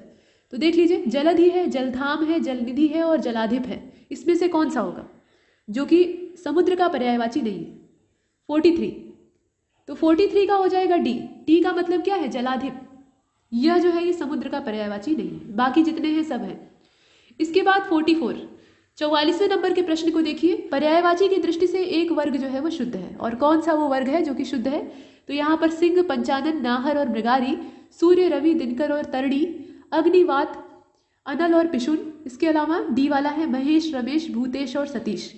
इसमें से कौन सा एक शुद्ध है, ये आपको तलाशना है। देखिए, तो इसका हो जाएगा ए वाला, सिंह, पंचानन, नाहर और मृगारी। बाकी जितने हैं उसमें दिक्कतें हैं।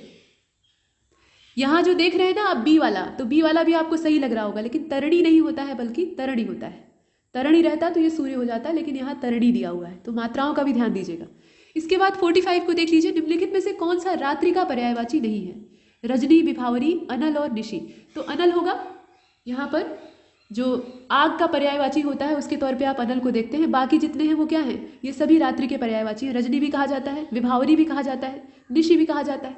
इसके बाद 46 को देखिए, इसमें कहा गया है कि व्योम का पर्यायवाची शब्द नहीं है। अंतरिक्ष, अंबर, पीयूष और नभ। तो पीयूष जो है ये अमृत का पर्यायवाची होता है, ये व्योम का नहीं है, तो इसलिए 46 का जो करेक्ट आंसर है वो सी हो जाएगा। कमल के लिए पर्यायवाची शब्द आपको ढूंढना है, लेकिन यहाँ पर जो नहीं हो उसकी तलाश करनी, मतलब कमल का जो पर्यायवाची ना हो उसको आपको टिक करना है। इंदिवर है, उत्पल है, तामरस है और अमियज है। इसमें से कौन सा होगा। 47 को देखिए, 47 वाला आप देख रहे हैं, इसमें पूछा गया है कमल के पर्यायवाची शब्द कौन से नहीं है। तो इसका हो जाएगा डी वाला, यानी अमियज। ये जो अमियज है ये कमल का पर्यायवाची नहीं है। इसके बाद 48 को देखिए, सोना के लिए पर्यायवाची शब्द इसमें से नहीं है। कौन सा सोने का पर्यायवाची यानी स्वर्ण का पर्यायवाची नहीं है। तो हाटक, हेम, जात रूप और उरोज, इसमें से कौन सा होगा।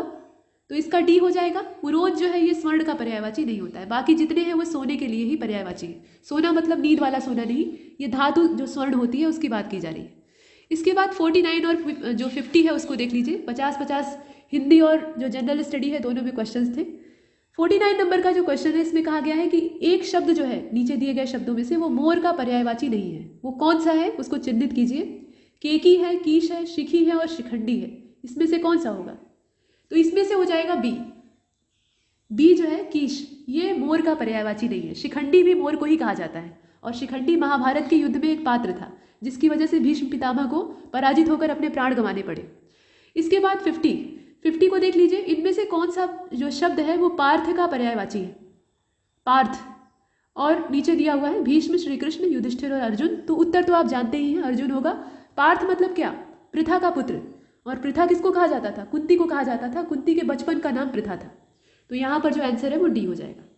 तो यहाँ तक हमने मॉक टेस्ट नंबर 3 को पूरा सॉल्व कर लिया है। इसमें 50 का जो आंकड़ा था उसमें हमने देखा जनरल स्टडी में करंट अफेयर, इसके अलावा सामान्य जितने भी विषय शामिल होते हैं उन सब के प्रश्नों को हमने देखा। कुछ रीजनिंग के भी क्वेश्चंस थे और सामान्य हिंदी में अलग अलग प्रकार की वर्तनी शुद्धि, इसके अलावा पर्यायवाची विलोम, इस प्रकार के अनेक जो प्रश्न थे उनसे हमने दो हाथ किए, आमना सामना किया। और ये श्रृंखला लगातार जारी रहेगी। आप प्रैक्टिस करते रहिए और खुद से एक बार अटेम्प्ट करने की कोशिश जरूर करिएगा और बताइएगा जरा कमेंट बॉक्स में कि आपने खुद से कितने सही किए। तो तब तक के लिए नमस्कार।